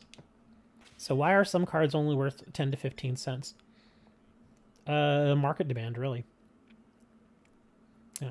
Plus, some cards are just produced far more than others. There's a lot of different factors. It depends, one, on the economy. Are you in a bull market? Are you in a bear market? Are you in kind of a level market? Again, how many printings of a particular card exist? Is it a common card? Like, say, for instance, a common non-foil card, from, say, Yu-Gi-Oh! Is worth maybe, 10, 15 cents. If it's a rare, maybe a slight increase to that, maybe by 3 or 4 cents. If it's a super rare, that actually is kind of hard to get, maybe 25 cents, maybe 50 cents, depending on how usable the card is. And of course, the rarities go up from them. And also then, even the rarity that is assigned to the card doesn't necessarily mean it's actually worth what people may be saying it's worth. Like, there are secret rare cards out there. Thank you for the super chat, Hammer. There are secret rare cards out there that are secret rare, but they're just not worth much because the card just isn't very useful. Yeah, if you can't use the card in the card game to the extent that you want to use it, then it's not really worth getting. So again, it might be considered a secret rare or an ultra rare, but if the card's not usable, then what's the point? It's kind of like Blue Eyes Ultimate Dragon. Blue Eyes Ultimate Dragon, you would think, oh man, it's Blue Eyes Ultimate Dragon. It's an iconic, monster in the series and everything. But is it rare? No. It's been printed many times. It's been printed at least a dozen times. Dozen different printings. So it's like, well, that's why so many of these cards nowadays just don't have the value that they had then. Like, one thing that's happening in Magic the Gathering is there are certain very expensive cards that when they first came out, they were incredible. They were like $100 cards easily. One of them would be... there's a whole bunch. There's so many of them. Force of Will. That's a card that, for its initial printing, was worth a ton of money. Great card, very usable. And it just held a lot of value for a long time. Because it just simply hadn't been reprinted or anything. It was hard to get. And so it was worth like $100. But if you take that same card and you reprint it again, then suddenly the old card's still worth a good amount of money. But the value drops down a bit because now it's easier to get because it's been reprinted. And if you do that again and again and again and again, there's something in the business called reprint equity. And it basically says, in a nutshell, that if you print a card only 1 or 2 times and it's a usable card that people actually want, the reprint equity for that card is considered high, meaning that because it's only been printed maybe once or twice, the value of that card is going to hold much better than a card that's been reprinted 10 times. Because the card that's been reprinted 10 times, obviously it's much easier to get. It may still be a very useful card, but it's just not worth the same because it's so easy to get now. Another example in Yu-Gi-Oh! Is a card called, I think it's Infinite Impermanence. That card, when it first came out, was a $50 card, easily. Easily a $50 card. But it's been reprinted like 6 times now. You can get it in a structure deck now. It's still worth a couple of bucks. But yeah, there you go. Perfect example. It was a $50 card, and now it's $2 because you can literally just get it in a structure deck.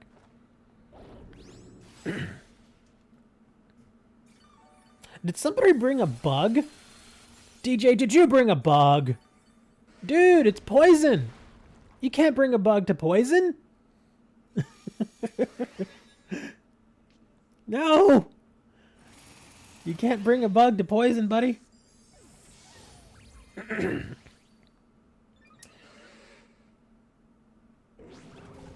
Cheryl Dread. There you go, Shredder. That's another card that's actually pretty expensive.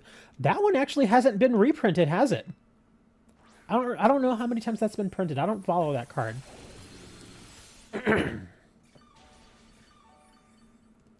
Oh, the Rock Blast is hurting you? Ouch. Man, he's just laying on the poison here.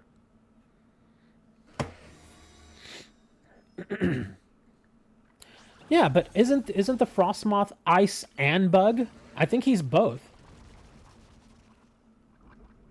Yeah, I think he's ice and bug. That's why I was worried about you bringing it, because he's both. I'm a little low, and I've got a status condition, so I gotta throw a heal. You think it has? I think it's only been printed I think it's only been reprinted once, so the total printing is like 2. Like another thing that Wizards has been doing that's kind of destroying the secondary market a bit is there's something called Shocklands that are actually pretty rare cards, and when they first came out, they were really good because the way that they work is you would play them and you would take a little bit of damage, like a tiny bit of damage, like 1 damage, but you could tap them for 2 different types of land, which at the time was pretty damn rare. The only other lands that you could basically bring out that you could tap for 2 different types of mana but have no cost to them was going back to like the old days of, I think, was it Unlimited? When did they bring out when did they originally bring out the dual lands? I don't remember. But yeah, they're the old dual lands. Those things are super expensive. One, because again, they give you 2 different types of mana for no cost. You don't have to pay for anything. You can just drop it and tap for either one. And 2, those particular ones have never been reprinted, like Scrubland, Savannah, I think, and some other lands like that that have just never been reprinted. But the shock lands were sort of a go-between. Like, they weren't quite as good as those old dual lands, but they were pretty close, because most people were okay with, you know, getting hit for like 1 or 2 damage if they could get basically a dual land to the field. So when those came out, those were very expensive lands. They were like anywhere between like $20 to $50. They were expensive. But Wizards keeps reprinting them now. They keep reissuing them. And so it's getting easier and easier and easier to acquire them. So even the original printings of those expensive cards have dropped down significantly. Whereas one of those lands may have been $50 a few years ago, now that same one is worth maybe $15 to $20. Maybe. Could be even less. It depends on the particular land that you're talking about there. 93 when the dual lands came out. Yeah, but which set, though? I'm trying to remember, what were they in? I don't remember them being in Alpha Beta. I thought they were in, like, Unlimited or Revised. I don't remember exactly when they came out, though. But yeah, the dual lands were... I mean, you can still find dual lands nowadays. But even... Wow, look at those rewards. Ability Patch, a Mystica, and a Capsule. Those are really good rewards. But, yeah, you... even nowadays, you can find dual lands... But if you happen to find a near mint dual land, you're gonna pay a ton of money for it. Those things are anywhere between $600 to $2,000. They're very expensive.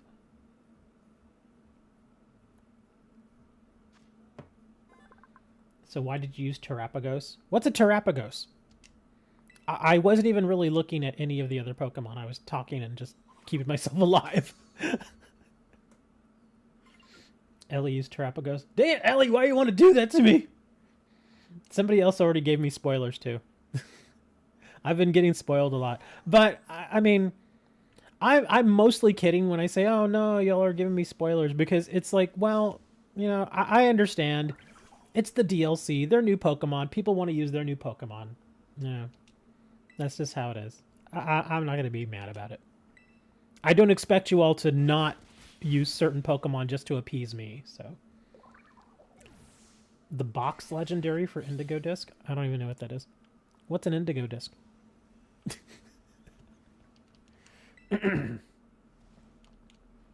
What's the most expensive Yu-Gi-Oh! And Pokemon card? I think the most expensive Pokemon card is probably the first edition Charizard Shadowless.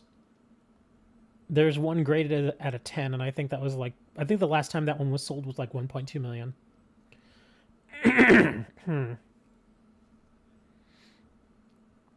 As far as the most expensive Yu-Gi-Oh card, it's hard to say, because... Yeah, I really don't know. Because there are some Japanese cards that are not quite one of a kind, but very close.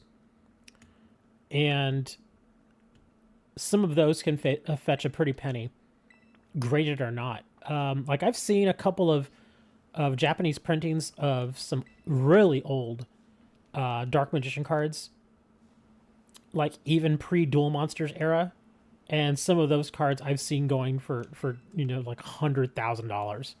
Some of them are extremely expensive. I honestly don't know with Yu-Gi-Oh. With Magic, I would still say it's probably the Lotus, the Black Lotus. Because I think a raw, ungraded Black Lotus, if you're talking alpha or beta, Those things are easily between $20,000 all the way up to $150,000. The graded ones are even more expensive. Hey, Leaf.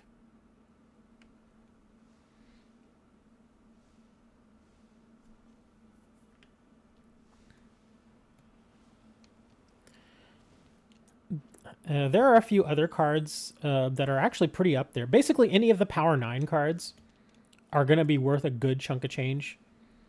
Stuff like all the Moxen, Time Walk, Ancestral Recall. Yeah, basically just the Power 9 cards. Those are all going to be worth a good amount of money. But Lotus is always going to probably be the king just because it's so ridiculously overpowered. Even at the time, the card was just like, wow. Because basically, it's if I'm not mistaken, it's an artifact. It's a 0 drop, meaning you don't have to pay for it. You can just play it like a land, and then you can discard it, and you immediately get 3 mana out of it. So basically, it's like getting 3 mana for free. Which, oh my gosh, is that a Gothitelle? It is. Okay. Wow, look at this little place. I've never seen this yet. And look what we got here. We got a Gothitelle who's standing guard, apparently. And then we've got an Alolan Doug trio over there. We've got some Happinies and more Alolans. Okay, this is an interesting little spot. Y'all having a party here? What's going on, man? This is not the place I wanted to go, though. Oh, DJ's leaving? All right. Goodbye, DJ. DJ Magic Mike.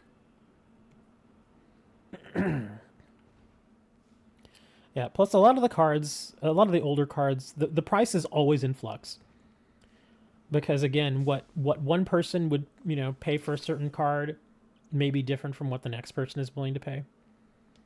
So it can be pretty hard sometimes to kind of really nail down what the value of a card is. In fact, the only time you can really nail it down is when the sale actually goes through.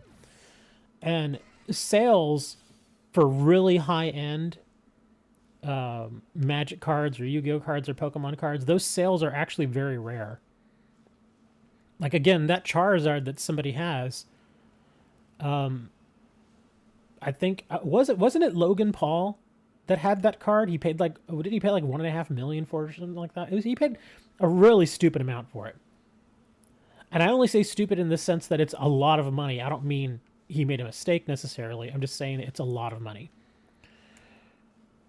And so I guess you could say since he paid that much for it, it is indeed valued at that. Now, some people may not necessarily agree with that valuation, but that is the amount that the person who purchased it last paid for it. So it's fairly safe to say that it's worth at least that much. Or at least to Logan Paul, it's worth $1.5 million. I don't think it's worth $1.5 million. I really don't, but then again, that's just my opinion. I mean, I still think it should be an expensive card. I don't think it's $1.5 million. I think it's probably closer, at least in my eyes, to maybe like $500,000, but not $1.5 million. $1.5 million seems expensive to me. Of course, I'm a cheapskate, so sealed product. Yes, certain sealed product can be worth a ton of money. And the funny thing about sealed product, especially old Magic the Gathering sealed product, is that some of that stuff is worth stupid amounts of money, even if the cards in this set are terrible. Like, seriously, the set can have virtually no hits, but if you have a sealed booster box of it, somebody will probably want to pay you a lot of money for it.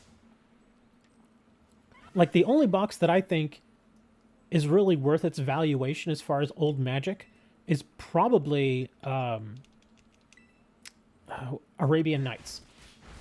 Yeah, a sealed box of Arabian Nights, insanely rare, and plus Arabian Nights, the set is really good. Even at the time when Arabian Nights came out, it was an excellent set. And it's still an excellent set. I mean, of course, the power creep and everything has happened, but there are still a lot of cards in that set that are worth a lot of money. I don't think there's anyone in there that's worth like thousands and thousands of dollars, but there are still several $100 cards, I believe, in that set. The only thing, though, is with any sealed product, is that the weird thing about it is stuff like booster boxes, that sort of thing. The whole point of them, really, if you think about it, is to open them, right? I mean, they're booster packs. That's the point. You open them and see what cards you get. So to have a sealed product, when you have a product that is meant to be open but you never open it, it's a little weird to me. But at the same time, where is this thing? There it is. But at the same time, it is funny also that certain sealed products that really don't have any, chance of ever returning their initial value to you if you were to open the product, just makes the whole thing seem funny to me. Like, say, for instance, back when Legend of Blue Eyes came out for Yu-Gi-Oh! And not even the first edition, even the unlimited edition of the original printing of the Yu-Gi-Oh! Legend of Blue Eyes White Dragon. And I'm not talking 25th anniversary. Again, I'm talking the old unlimited version. People are asking like $1,000 for a sealed booster box of that. And the thing is, there isn't a card in that entire set that is worth anywhere near that amount of money. I think the most expensive card, unlimited, from original Legend of Blue Eyes unlimited set, I want to say is probably the Blue Eyes. And I think that is maybe like a $40 or $50 card. It's simply not worth it. You bought March of the Machines 2 days later, the set flopped. Oh, that sucks. Well, that's the thing, though, is that you have to understand when it comes to sets like that, especially new sets, you should never buy them thinking that they're immediately going to go up in value, because that's not going to happen. Occasionally it does happen, based on print runs and that sort of thing. But I always assume when a new set comes out, if I pay, say, $100 for a booster box, at the very best, I can probably only get back my $100, maybe. I never expect to immediately go and be able to flip it for, $150 or whatever. That's not the way that investing really is supposed to work. It's not, because I think what's happened here is a lot of people got into trading cards during the COVID years when pricing was insane, when you could literally go and buy a box of, a sealed box of Pokemon like Vivid Voltage. You could buy one of those, and if you happen to find it for $120, you could turn around and flip it on the internet for like $200. Yeah, because again, this is back when Pokemon cards were hard to find because everybody was getting into it. But those years are over now, and people are realizing that that wasn't normal. It was never normal. And those of us that have been in trading cards and sports cards for years knew that that wasn't normal. It was an anomaly. And the reason that was happening was very specifically because of COVID. That's the only reason it happened. You take COVID out of the equation and everybody's going to work as normal and nothing shuts down or anything like that. We don't get any stimulus checks, that sort of thing. I can tell you that anomaly never happens. It never happens. But because we had COVID, that's why it happened. So people have this distorted view. People who got in during the COVID years have a very distorted view on what valuations should be. And so now that we're back to normal and sets come out and you pay $120 for a booster box, and then you realize, wait a minute, my investment has only gone down by like 3%. What's happening? They're starting to realize that that is more than along the lines of how it's supposed to be. It's not supposed to be where you buy it and then a week later it's suddenly, $50 or $60 more expensive. It was never supposed to be like that.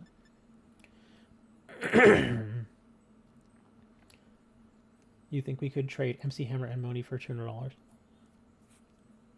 Mount Kidney is worth $350. What's Mount Kidney? What? What is Mount Kidney?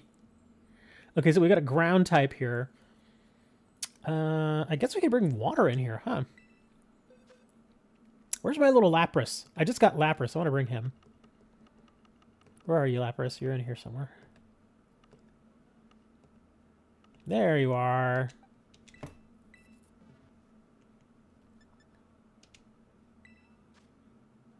Yeah, I had to come back to this old map because I had already gone through all the the Tera raids on the newer map, and there just wasn't anything there. So I just want to get some matches in here before I call the stream, because it's already after 1 o'clock. We're streaming for over 3 hours. Yeah,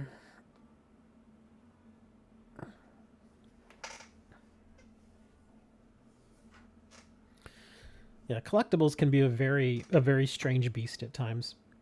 You always have to manage certain things. You have to manage supply chain. You have to also manage your print runs or your production runs. Because if you don't, you're going to make your product valueless. It's kind of like, think of it like this. I had mentioned Doctor Who earlier. Part of the reason why Doctor Who is as successful as it is, and why the product is maintaining its value and actually going up a little bit, is a number of factors. One, it's a very popular IP, obviously. Two, they did not make set booster packs. They didn't make draft booster packs. They didn't make bundles out of Doctor Who. So the availability of the cards is still very low. And three, the production run that they did do was kept in line. They didn't just print it to oblivion. Like, there are not a million, sealed collector booster boxes out there. There just aren't. I think the production run for Doctor Who was very much kept in check. Because again, if you produce, 100,000 copies of a single card, it's just not going to have any value. But if you keep that down to, say, a few thousand copies, well, now there's some value there because it's a little harder to get. And then if you add something like serialized cards, which are even harder to get and even much more rare, now you've added additional value to the product. That right there, I think, is why Doctor Who did so well. Because it is hard to get. Interestingly enough, you can actually still go into places like Targets and Walmart and find the Doctor Who Commander decks. They're still there. They're $70, but they're there. And for a lot of people, they may be worth it. Because some people just either really like Doctor Who or they just like the flavor of some of the cards. And the cool thing that they did with Doctor Who to make it a little bit more of an option for people is they did this with Lost Caverns and with Lord of the Rings as well. Is what they'll do is they will tie a new card, like a new Doctor Who card, into an old card. Essentially, this new Doctor Who card will have a particular name, but right below the name, you'll see a secondary name. And that secondary name will actually be the same as an old Magic the Gathering card. Essentially, they're reprinting and repurposing an old Magic the Gathering card to be in that new Doctor Who product. So, not only do you have that card in the Doctor Who set, but now if you wanted to, you could actually take it from that set and use it in your main deck, if it's legal in the particular format that you're playing in. So it gives people more reason to buy the product. So it's not like you're just wasting money on a bunch of collectible cards that are just going to sit in the box forever. You could, if you wanted to, actually take those cards and play with them. And a lot of people have done that. That's why this whole thing was very, very successful. And I hope they do very similar things with Fallout, because I want those cards to maintain their value.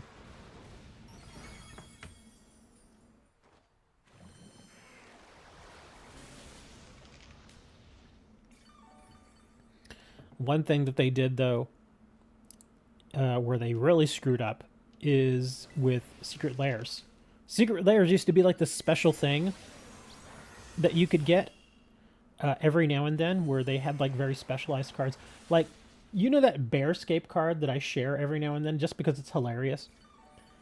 That was a Secret Lair card.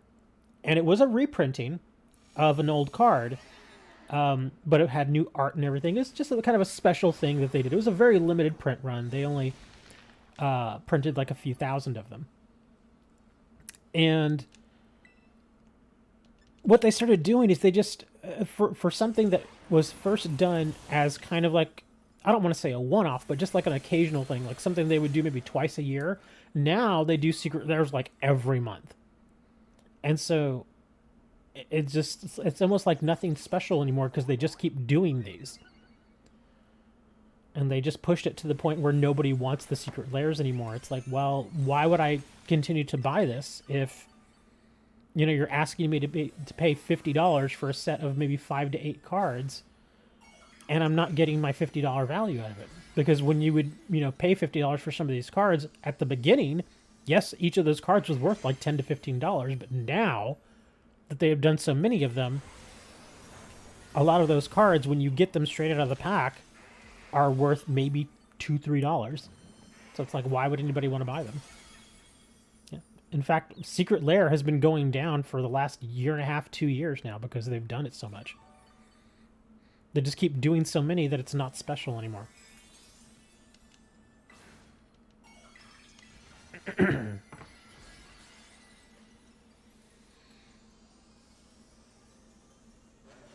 I could sit here and talk about trading cards all day. I really could. There's so much stuff in the trading card world. And I've been dealing with it for so long. It's just kind of insane. There's just so much stuff. Even on one game, I could probably go for a while. For at least a couple of hours, all depending on the game. Like for Yu-Gi-Oh, I could definitely go forever. Same thing probably with Magic and maybe with Pokemon. With something like Weiss Schwartz, I'd probably be a little more limited because I just don't have as much exposure to it. But I still love Weiss Schwartz. I really do. I still think it's a good product, and I think it's managed well. I think that's why the cards maintain their value so well, is because Weiss Schwartz... Bushy Road is the company that actually produces Weiss Schwartz. And they are very, very picky about their print runs. And I love the way they do it. It's so smart, and it takes a little time. It takes a little longer time. Wow, that is a lot of mints. Look at those animate mints and brave mints. Wow. Okay. But yeah, like I was saying, they're very, very particular on how they do their print runs, and that's why so many of their products hold value. They may dip a little bit in the short term, but in the long term, those little booster boxes that they have of their sets, they almost always go up. Because of the way they do their print runs. Not only that, and they really don't like doing reprints. Would you ever be a Pokemon judge again? Who is a Pokemon judge? Are you talking to Hammer? Hammer, were you a Pokemon judge? Because I was never a Pokemon judge. So I know Dre's not talking to me. Ellie, were you a Pokemon judge? Yeah, who are you talking to, Dre? Wow, another 5-star. This is nice. Okay. So we got a dark here. And it's that Komo Uhu guy. I can't remember his name. He's usually a dragon type, right? I think he's a ground dragon, right? Can't remember. But he is dark, so I guess we could take a fighting type in here. I guess I'll go with my chicken. I'll stay with my chicken. Yeah, I was never a Pokemon judge. In case you are confused about that, Dre, I was never a Pokemon judge. I was Yu-Gi-Oh! And I was World of Warcraft. And I was also Versus System, kinda. I only ever judged one Versus System tournament. And I was very much a rookie at it. Yeah, I was never a Pokemon judge. Only for World of Warcraft, Yu-Gi-Oh! And Versus System. I thought about getting into Magic, but I had been focusing my efforts on Yu-Gi-Oh! At the time, so I didn't do Magic. There actually is a lot of stuff to being a judge for Magic now. There really is. Would I ever want to... But if you're asking if I would ever want to be a Yu-Gi-Oh! Judge again, probably not. Simply because the game is just... It's just way too complex. And it's... I just don't like the direction the game took. It just... I like the way that Pokemon and Magic break up the different formats that they do. I like the way they break them down in blocks. Like with Pokemon, as new product comes out, generally old product will cycle out. So like if when Sword and not Sword and Shield, but the way that Pokemon does it is they have these particular letters on the bottoms of their card. They'll have like A, B, C, D, F, and all that stuff. And once a new block comes out, like when an F block, well, I think it was the F block that came out. I believe it was, let me see. I think, yeah, when the F block came out, I think the D block dropped out. So they basically have cards that cycle out as new stuff comes out. So there's only ever really a set amount of cards within the general standard format. Now they do have other formats where you can use the older cards, so the older cards are never useless. But it just makes it much easier to kind of focus on what you need to know for being a judge. Yu-Gi-Oh! Does not do that. Yu-Gi-Oh! Literally has like 10,000 cards. And you need to know rulings, or at least have an idea of where to find the rulings for every single one of those cards. It's stupid. It is so stupid. You basically need an app to be able to track all of those rulings. And not only that, but you also need to know how all of those rulings work with other cards. It's insane. And the thing is that there are... Really? Am I going to do this by myself? Nobody? I'll give you all another chance. I'm going to cancel this. Come on, cancel. I'm going to give you all another chance in case you all want to jump in here. Maybe I'm just talking too much. But yeah, it just, the way that they just keep bringing out new cards and they don't have a block system or a system to cycle out older cards, it's just dumb. It makes it so hard, not only to be a judge, but to be a player. Just too much, man. It's just way too much. Especially in today's modern Yu-Gi-Oh! Where it's not unusual for somebody to, you know, on turn one, bring out like 5 monsters. You know, it can get really confusing at times. And then when you get a little further in the game, if somebody pulls that off, and then suddenly you've got the opponent, you know, countering with something, and then you go back to the main player, and then they counter with something, and then you go back again. Chains themselves aren't really that bad. Where it really starts to break things down and make it difficult is, again, there are just so many cards, and 2, the amount of text and documentation that you need to have for each card is just insane. It's just too much. I applaud the people that still do it, because it really is hard. It's not easy. Even back when I was a judge, it really wasn't easy. Yes, we had a much more limited card pool, but it was not unusual for me to have my laptop there at the main judge table so that we could look up very specific cards. Maybe a card that doesn't get used that often. We weren't familiar with the rules, that kind of thing. But yeah, I used to have the complete list of all the rulings on my laptop, and I would bring it with me to all the tournaments that I would do. So myself and the rest of my team could go and just look up a ruling if they needed it. Or they could just come to me and I could look it up, whatever. But yeah, nowadays it's insane. I remember somebody actually printed out the rulings up to date, not just for like a new release box, but for all the product that had come out. And this was back in like 2004, 2005. And they brought a stack of like 40 pages.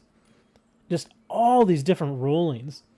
And I was like, man, this is a lot of stuff. But it was nice. It was in alphabetical order, and they stapled it and everything. And it was actually useful. So that is actually what led me to start putting all the rulings on my computer and leaving it to be available for all my judges.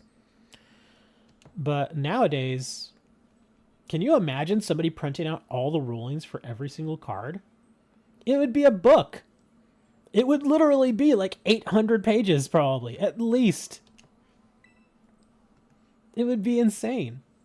You basically, that's why I'm saying you basically have to have an application to track all that for you, because it would just take so long to do it other ways.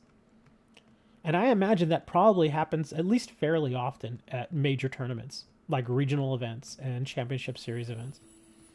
They probably have a judge, maybe possibly just dedicated just to looking up rulings for other people. Just doing it, just typing away, just figuring it out.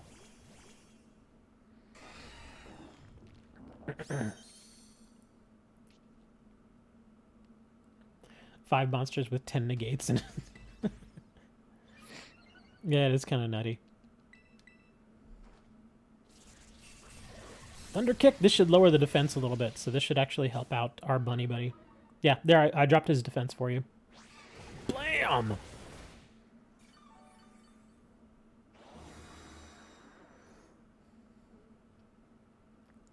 Here, I'm going to lower his defense again.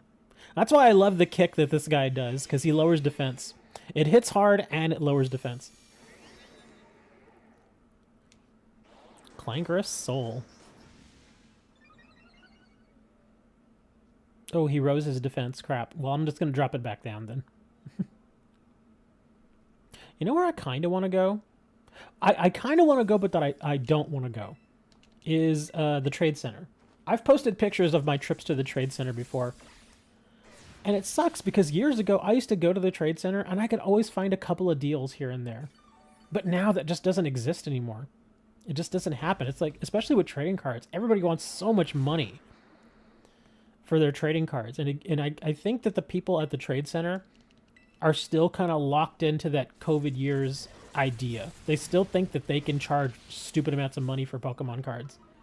And they can get away with it. And the sad thing is, there are probably still individuals out there who want Pokemon cards and might think that we are legitimately still in that era when we're not. And so that's why they keep charging that much. That's why you like Pokemon. It looks easy to play. I think the reason why Pokemon is easy to play is, again, a number of reasons. One, it's mainly geared toward younger people. Not necessarily children, but it's geared just toward younger people. Like, you know, maybe older kids or teenagers, young adults. And so they try to keep the gameplay fairly streamlined. And that makes it a bit easier to understand. Two, they're very consistent with how things are ruled and how things are worded. They're very consistent about that. And three, again, they have the block system. So if you're playing the regular standard format, you know that you're only going to have to deal with a set number of cards from that particular block. Again, you could do the expanded format, which I know Wooker famously likes to play the extended format. But now you're adding a whole bunch of additional cards there. So that's why I never liked that expanded format. I always like to stay with standard. Just because it's a little easier to track. And it's just a little easier to build decks with. That and the fact that a lot of older legacy formats, like Magic the Gathering, no joke, has like 20-something formats. It's insane.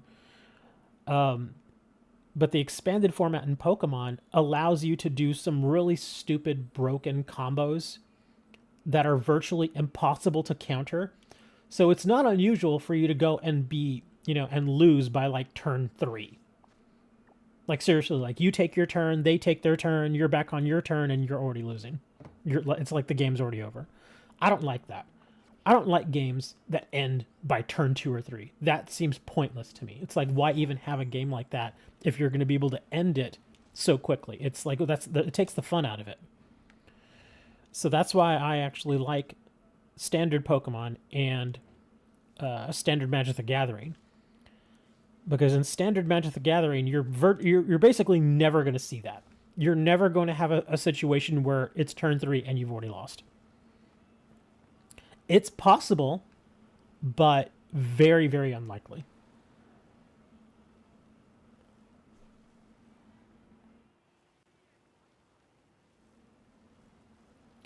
But yeah, Pokemon is actually pretty easy to pick up, pretty easy to learn.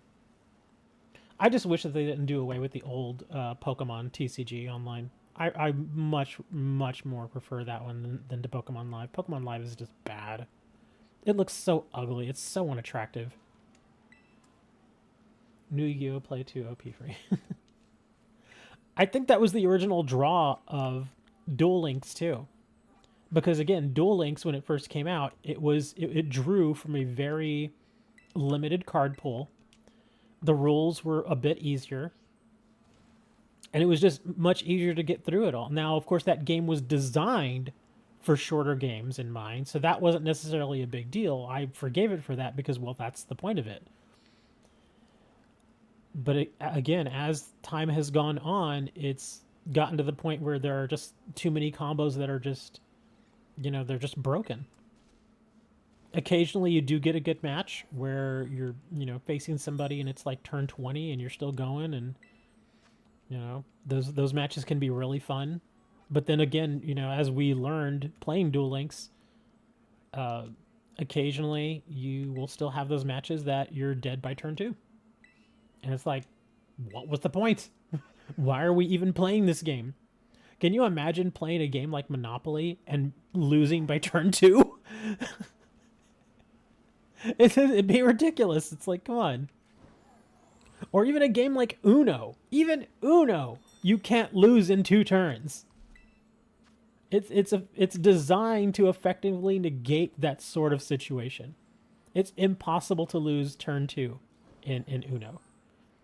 And Uno is one of the most basic games that you can find out there that's a card game.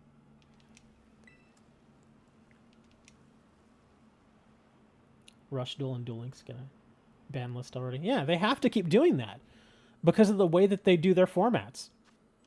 It can be very easy for them to just limit the formats to, cards that are a certain age, but they just won't do it. I just don't get it. Where's the 6-star here? I want to do the 6-star because I want to start wrapping this up, but I want us to do the 6-star. Oh, there we go. We got a grass 6-star. I want to do at least the 6-star out here because I do actually want to go out for a little bit.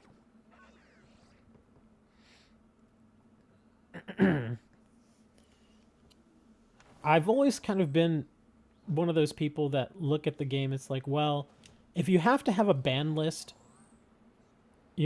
obviously do it if it's better for the game. I think if your ban list is more than just a handful of cards, then you're designing your card game very badly. You really are. Because even like Magic the Gathering, like regular standard right now, there's only like 4 cards I think on the ban list. So there's not that many. But if you look at Yu-Gi-Oh, how many cards are on the Yu-Gi-Oh ban list right now? At least like 25 or 30. There's a lot of banned cards for Yu-Gi-Oh. That tells me that they're not doing the card, the game design very tight. They're kind of fast and loose with stuff, and then they figure out after the fact, oh, maybe we shouldn't have done that, and so the only way to solve it is to ban the card. Uno, the old days. I loved Uno, man. I still like that. What do we got here? We've got a Quagsire, a Grass Boy. So I get... Well, he also does water moves. I almost wanted to say fire, but I'm thinking maybe flying? Or ice. We could do ice. Yeah, we're doing a lot of ice today. Huh. Where's my... Oh, this little guy, he's got an ice move, but... I want to go back and do my bear. Where's my bear? Where are you, bear? There you are. I'm not even using my Glastrier. I'm just using the bear. Yeah, old school Uno, back when I used to play it online, that was actually pretty fun when we'd play it with you guys. The big thing I liked about Uno back then was that it always kind of kept us on our toes, and it was always entertaining. I almost want to go and do another Uno stream at some point. It's been a while since I've opened up my Uno game. I'd have to update it. And then we got to call Comrade and be like, dude, we're playing Uno. Come on. You got to get in here. And it's always better when you guys would join in. I mean, it's fine to play online with other people, but it's better when you actually know the people. It's just much more fun. Have I seen the new Rocket League game? Don't they have like Rocket League 2 or something? Is that what they were doing? I think I heard that they were making Rocket League 2. I am aware that they made Counter-Strike 2. Yeah, after CSGO has been out for what, like 20 years or something now, they finally made Counter-Strike 2, which was pretty awesome. I don't play Counter-Strike, but yeah, for the people that do play, I imagine they liked it. I do remember hearing about it when it first came out, and there were bugs. There were lots and lots of bugs, but obviously, you know, they're gonna get that all worked out. But yeah, that was pretty nice. Because you have to imagine, after you've been playing the same game for 20 years, and there have been improvements, there have been new iterations and all that, but to get a whole new thing, I think, I don't know, did they use the same engine? I don't really remember. I imagine after 20 years, they'd probably want to at least do a major upgrade via the engine. So I imagine the engine is probably much more stable, it's much newer, and obviously the graphics are going to look a little bit better. It's still very friendly, though, as far as an esports title, from what I understand.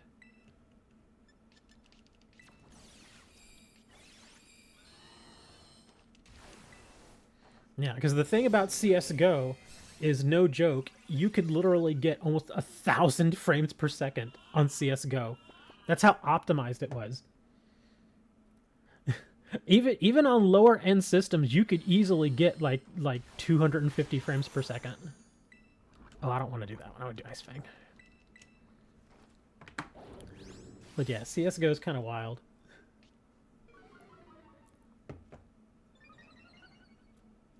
Never been into that game, though. Never been into the, what was it, Team Fortress? I've heard of that, but I've never, never been into that game. I'm actually going to do a heal here, just because I want to wake up, because we're all asleep. Well, 3 of us are asleep. Looks like Ellie was spared, but she's still poisoned.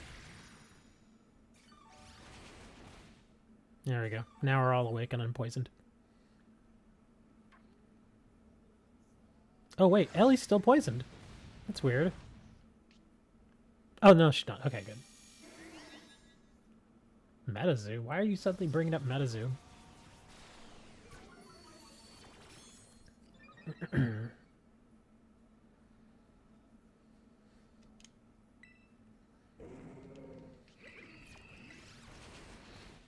Yeah, this Quagsire is actually slower than me, so I'm not even going to bother with my Avalanche.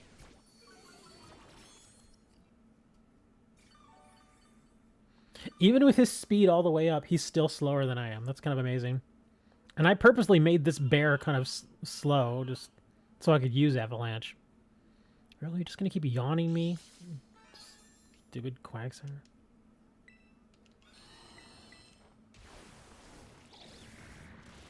You avoided my attack? Really? The only good thing is he's spamming yawn on me now, to the point where that's all he's doing, so like half of his moves aren't even doing anything. Okay, well, I guess we gotta wake up again. Okay, good. Somebody did their heal. Excellent. So now I'm awake.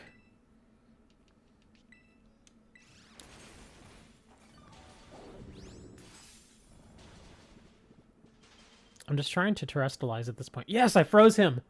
Finally! Finally, he's frozen. There, now you can't move at all.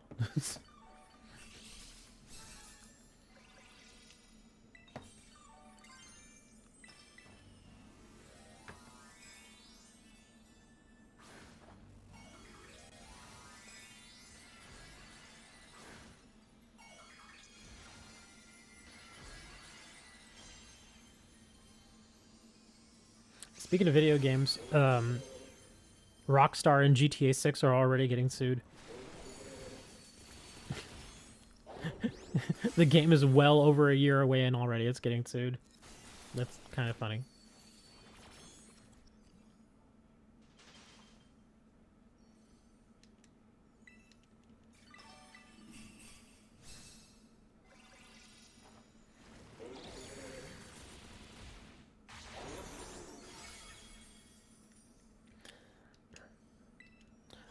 I don't really know much about the lawsuit. I just kind of saw a glimpse of it.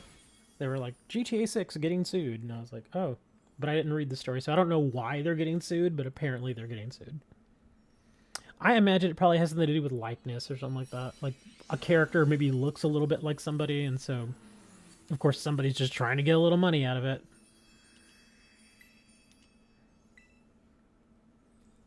It's kind of like that whole Lindsay Lohan thing, when she tried to sue because of GTA 5. Do I still play Overwatch? No, I don't. Just too many crappy things going on at Blizzard. At this point, I'm just like, I'm not going to support that game.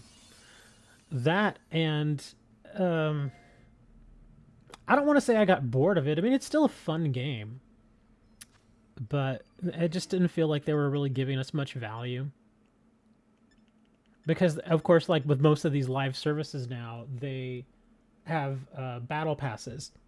And usually if you get a battle pass, you're supposed to get some decent value out of it. But even if you buy the battle pass, there's really nothing they offer in the battle pass that's worth it. It's just not. Occasionally they may have like a really neat looking skin, but that's it. And it's like, do I really want to pay $10 for this skin that I actually can't even see? That's another thing that nobody's ever really mentioned, is that, like in Fortnite, for example, you play in third person, so you can see your character moving around on the screen. So if you have a skin in Fortnite, you can actually at least see the skin on your character. And so you run around and you do these crazy little things and stuff. And so you get some joy out of that, right?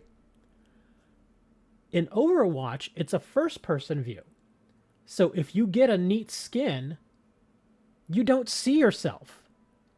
Maybe during some of the emotes you might see yourself, but just basically running around in the game, you never see yourself. It just doesn't happen. So yeah, you may have this awesome-looking crazy skin, but I guess it's for everybody else because you don't really get to see it. It's kind of stupid. It really is. In fact, I think if the people who made Overwatch could go back and redo it and make it a third-person shooter, they probably would, because then the skins would make much more sense. Because at least, again, you could see your character running around in the skin. Yeah, I've always kind of thought, I mean, again, I like some of the skins in Overwatch. They're kind of neat. But it's always been one of those situations where it's like, I'll see somebody else's character wearing that skin. And I'm like, oh, that's a cool-looking skin. And for a split second, you might have that feeling like, hey, I want that. But then you realize, well, wait a minute, I can't even see it on myself. So what's the point? Why even get the skin if I can't see it on myself? Only, you know, especially during the game, because during the match, that's when you want to see it, right?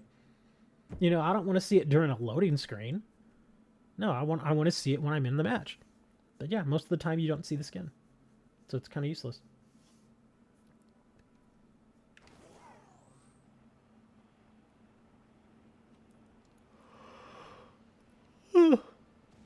Oh man. I should have gone to bed earlier last night. I think I finally fell asleep at like 3:30. I got busy watching Reacher. That show on Amazon Prime. Actually a pretty good show. I really enjoyed it.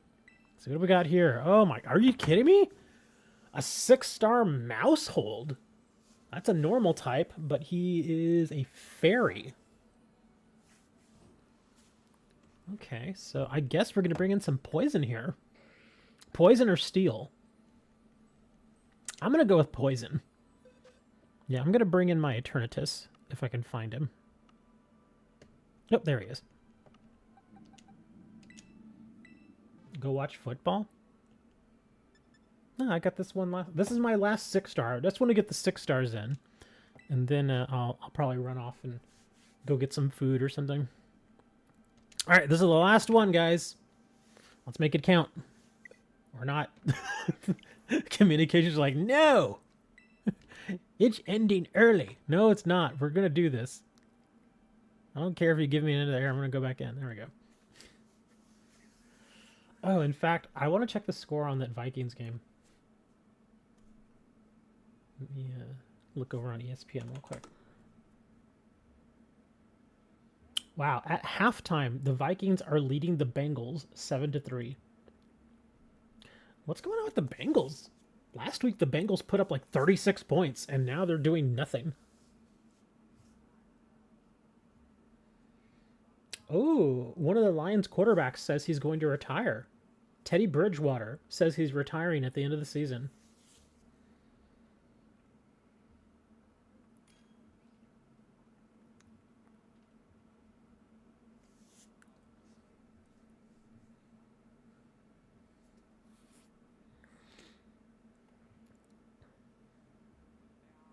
I actually don't like Panda Express.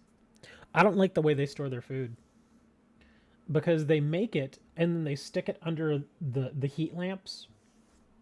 And unfortunately, when you do that, if the food has been sitting there for, like 10, 15, 20 minutes, it dries the food out.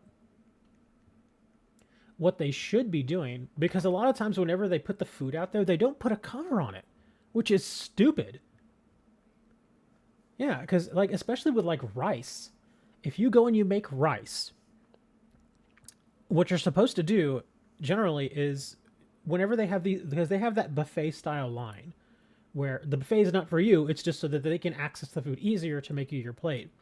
But when you have these buffet style things, usually there's like a heating element built into that little station, and then within right up against the heating element is water, and the heating element heats up, it heats the water, and then the water keeps the food warm. That's generally how you would want to do it. And then when you do it that way, you put a cover on the food so it doesn't dry out. But they don't do that. And so every single time that I have had Panda Express, the rice is dry, the chicken is dry, and the beef is always dry. Always. It's like it never fails. It's always dry. And it's like, gosh, man, can't you all just do this right? What's the deal, man? It's not hard to put a cover on something. It's just dumb. So it's like, why would I want to go keep getting Panda Express paying $10 for some Chinese-ish food? Because it's not Chinese food. I say Chinese-ish or Chinese-inspired, I guess. Because even orange chicken is not a native Chinese dish. It's not. It's I'm not gonna lie, it's still pretty good when they make it fresh. But it's not real Chinese food. But yeah, I would rather just go to, like, if I'm, again, because Panda Express is about $10 now for a decent plate of food. So I think to myself, well, why don't I just go to a real Chinese restaurant and just get something to go for like $12? I'll pay a couple dollars more, but I'm going to get fresh food, and the food is going to be much better. It is going to be much, much better.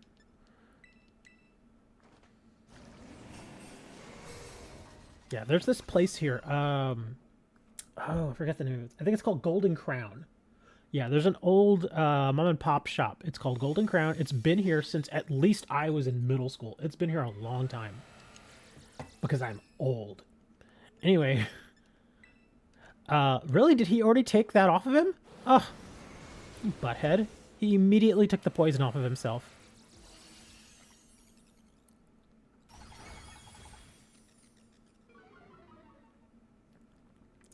But yeah, they've been there a while, and their food is so good. For like $12 for a plate, and they load you up with rice. They give you plenty of beef. It's really, really good stuff. Far superior to Panda Express. Alright, please do not wipe this poison off of you before I hit you with my Venoshock. There we go! That's what I was trying to do earlier. That's almost like he immediately wiped my poison off. Yeah, all I know is I don't want pizza. I'm a little pizza out. I had a Little Caesars pizza the other day, and it was good. It was a good pizza. But yeah, as I was eating it, I'm like, I really don't want this. But I had already bought it and everything. I was like, well, I don't want to waste this, so I ate it. So yeah, definitely not getting pizza. I've been craving like some sit down and eat Mexican food. Hey, do you have the Iron Boulder and Crown? I am trying to do a touch trade. I actually do not. I'm not that far along in the DLC. I don't have those guys yet. I'm like right at the battle versus Kiernan, and I haven't done it. Sorry, dude. I'll probably have it next week. I just didn't have a lot of time to really put into the DLC this week, because I was so busy with my business and everything. I tried though, man. That's why I was up as late as I was, not only watching Reacher but also playing Pokemon, trying to get a few extra steps in there in my progress. But I was only able to get to the Kiernan fight, and then I was like, I gotta go to sleep.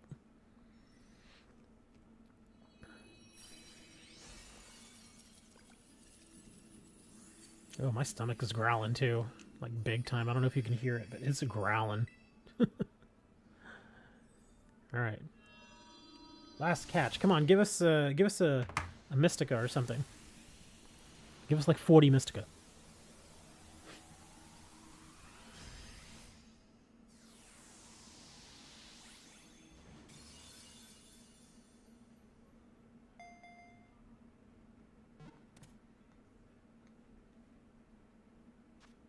Bottle cap. Not bad. Bottle cap, a couple of PP ups, a Jolly Mint. Yeah, it's not terrible, I guess. That's pretty funny. You got the two little mice there. It's so goofy. This particular Pokemon, it is so hard to find the shiny of this one. Because the shiny version is so subtly different, and the Pokemon overall is so small, and the color, the blue color, is just slightly different on the shiny. That's it. It's the only difference. So you really have to look at them before you can tell if they're shiny or not. I think this is probably one of those ones where it may actually be easier just to breed them. Because there was an outbreak that I did with mouse holds once, and I couldn't tell. I ended up just battling all of them. And even then I didn't get one.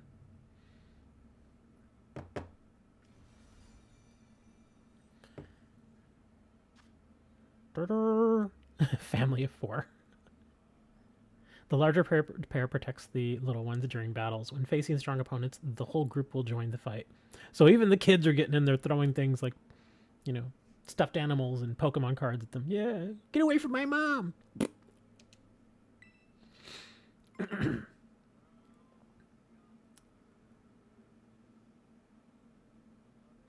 It took you weeks to get both of the two family and the one family. I noticed that too. Yeah, I thought I was maybe just seeing things, but yeah, I noticed that the you can get the families where it has just one kid or two kids. So that's interesting. Yeah, that I know what you meant. Yeah, sometimes you only get the 3, and sometimes you only get the 4. And then just imagine trying to get both of those versions in shiny. It's just like, gosh, it takes forever. Well, I'm off. I'm going to go get some food and maybe buy some Lorcana cards. Thanks for hanging out, guys. It was fun. I will try my best to progress more and more into the DLC, so hopefully next week we'll get to mess around with some more of these new Pokemons. Until then, be nice to each other, eat some tacos, and I'm going to go get some food. We will see you next week. Same time, same channel.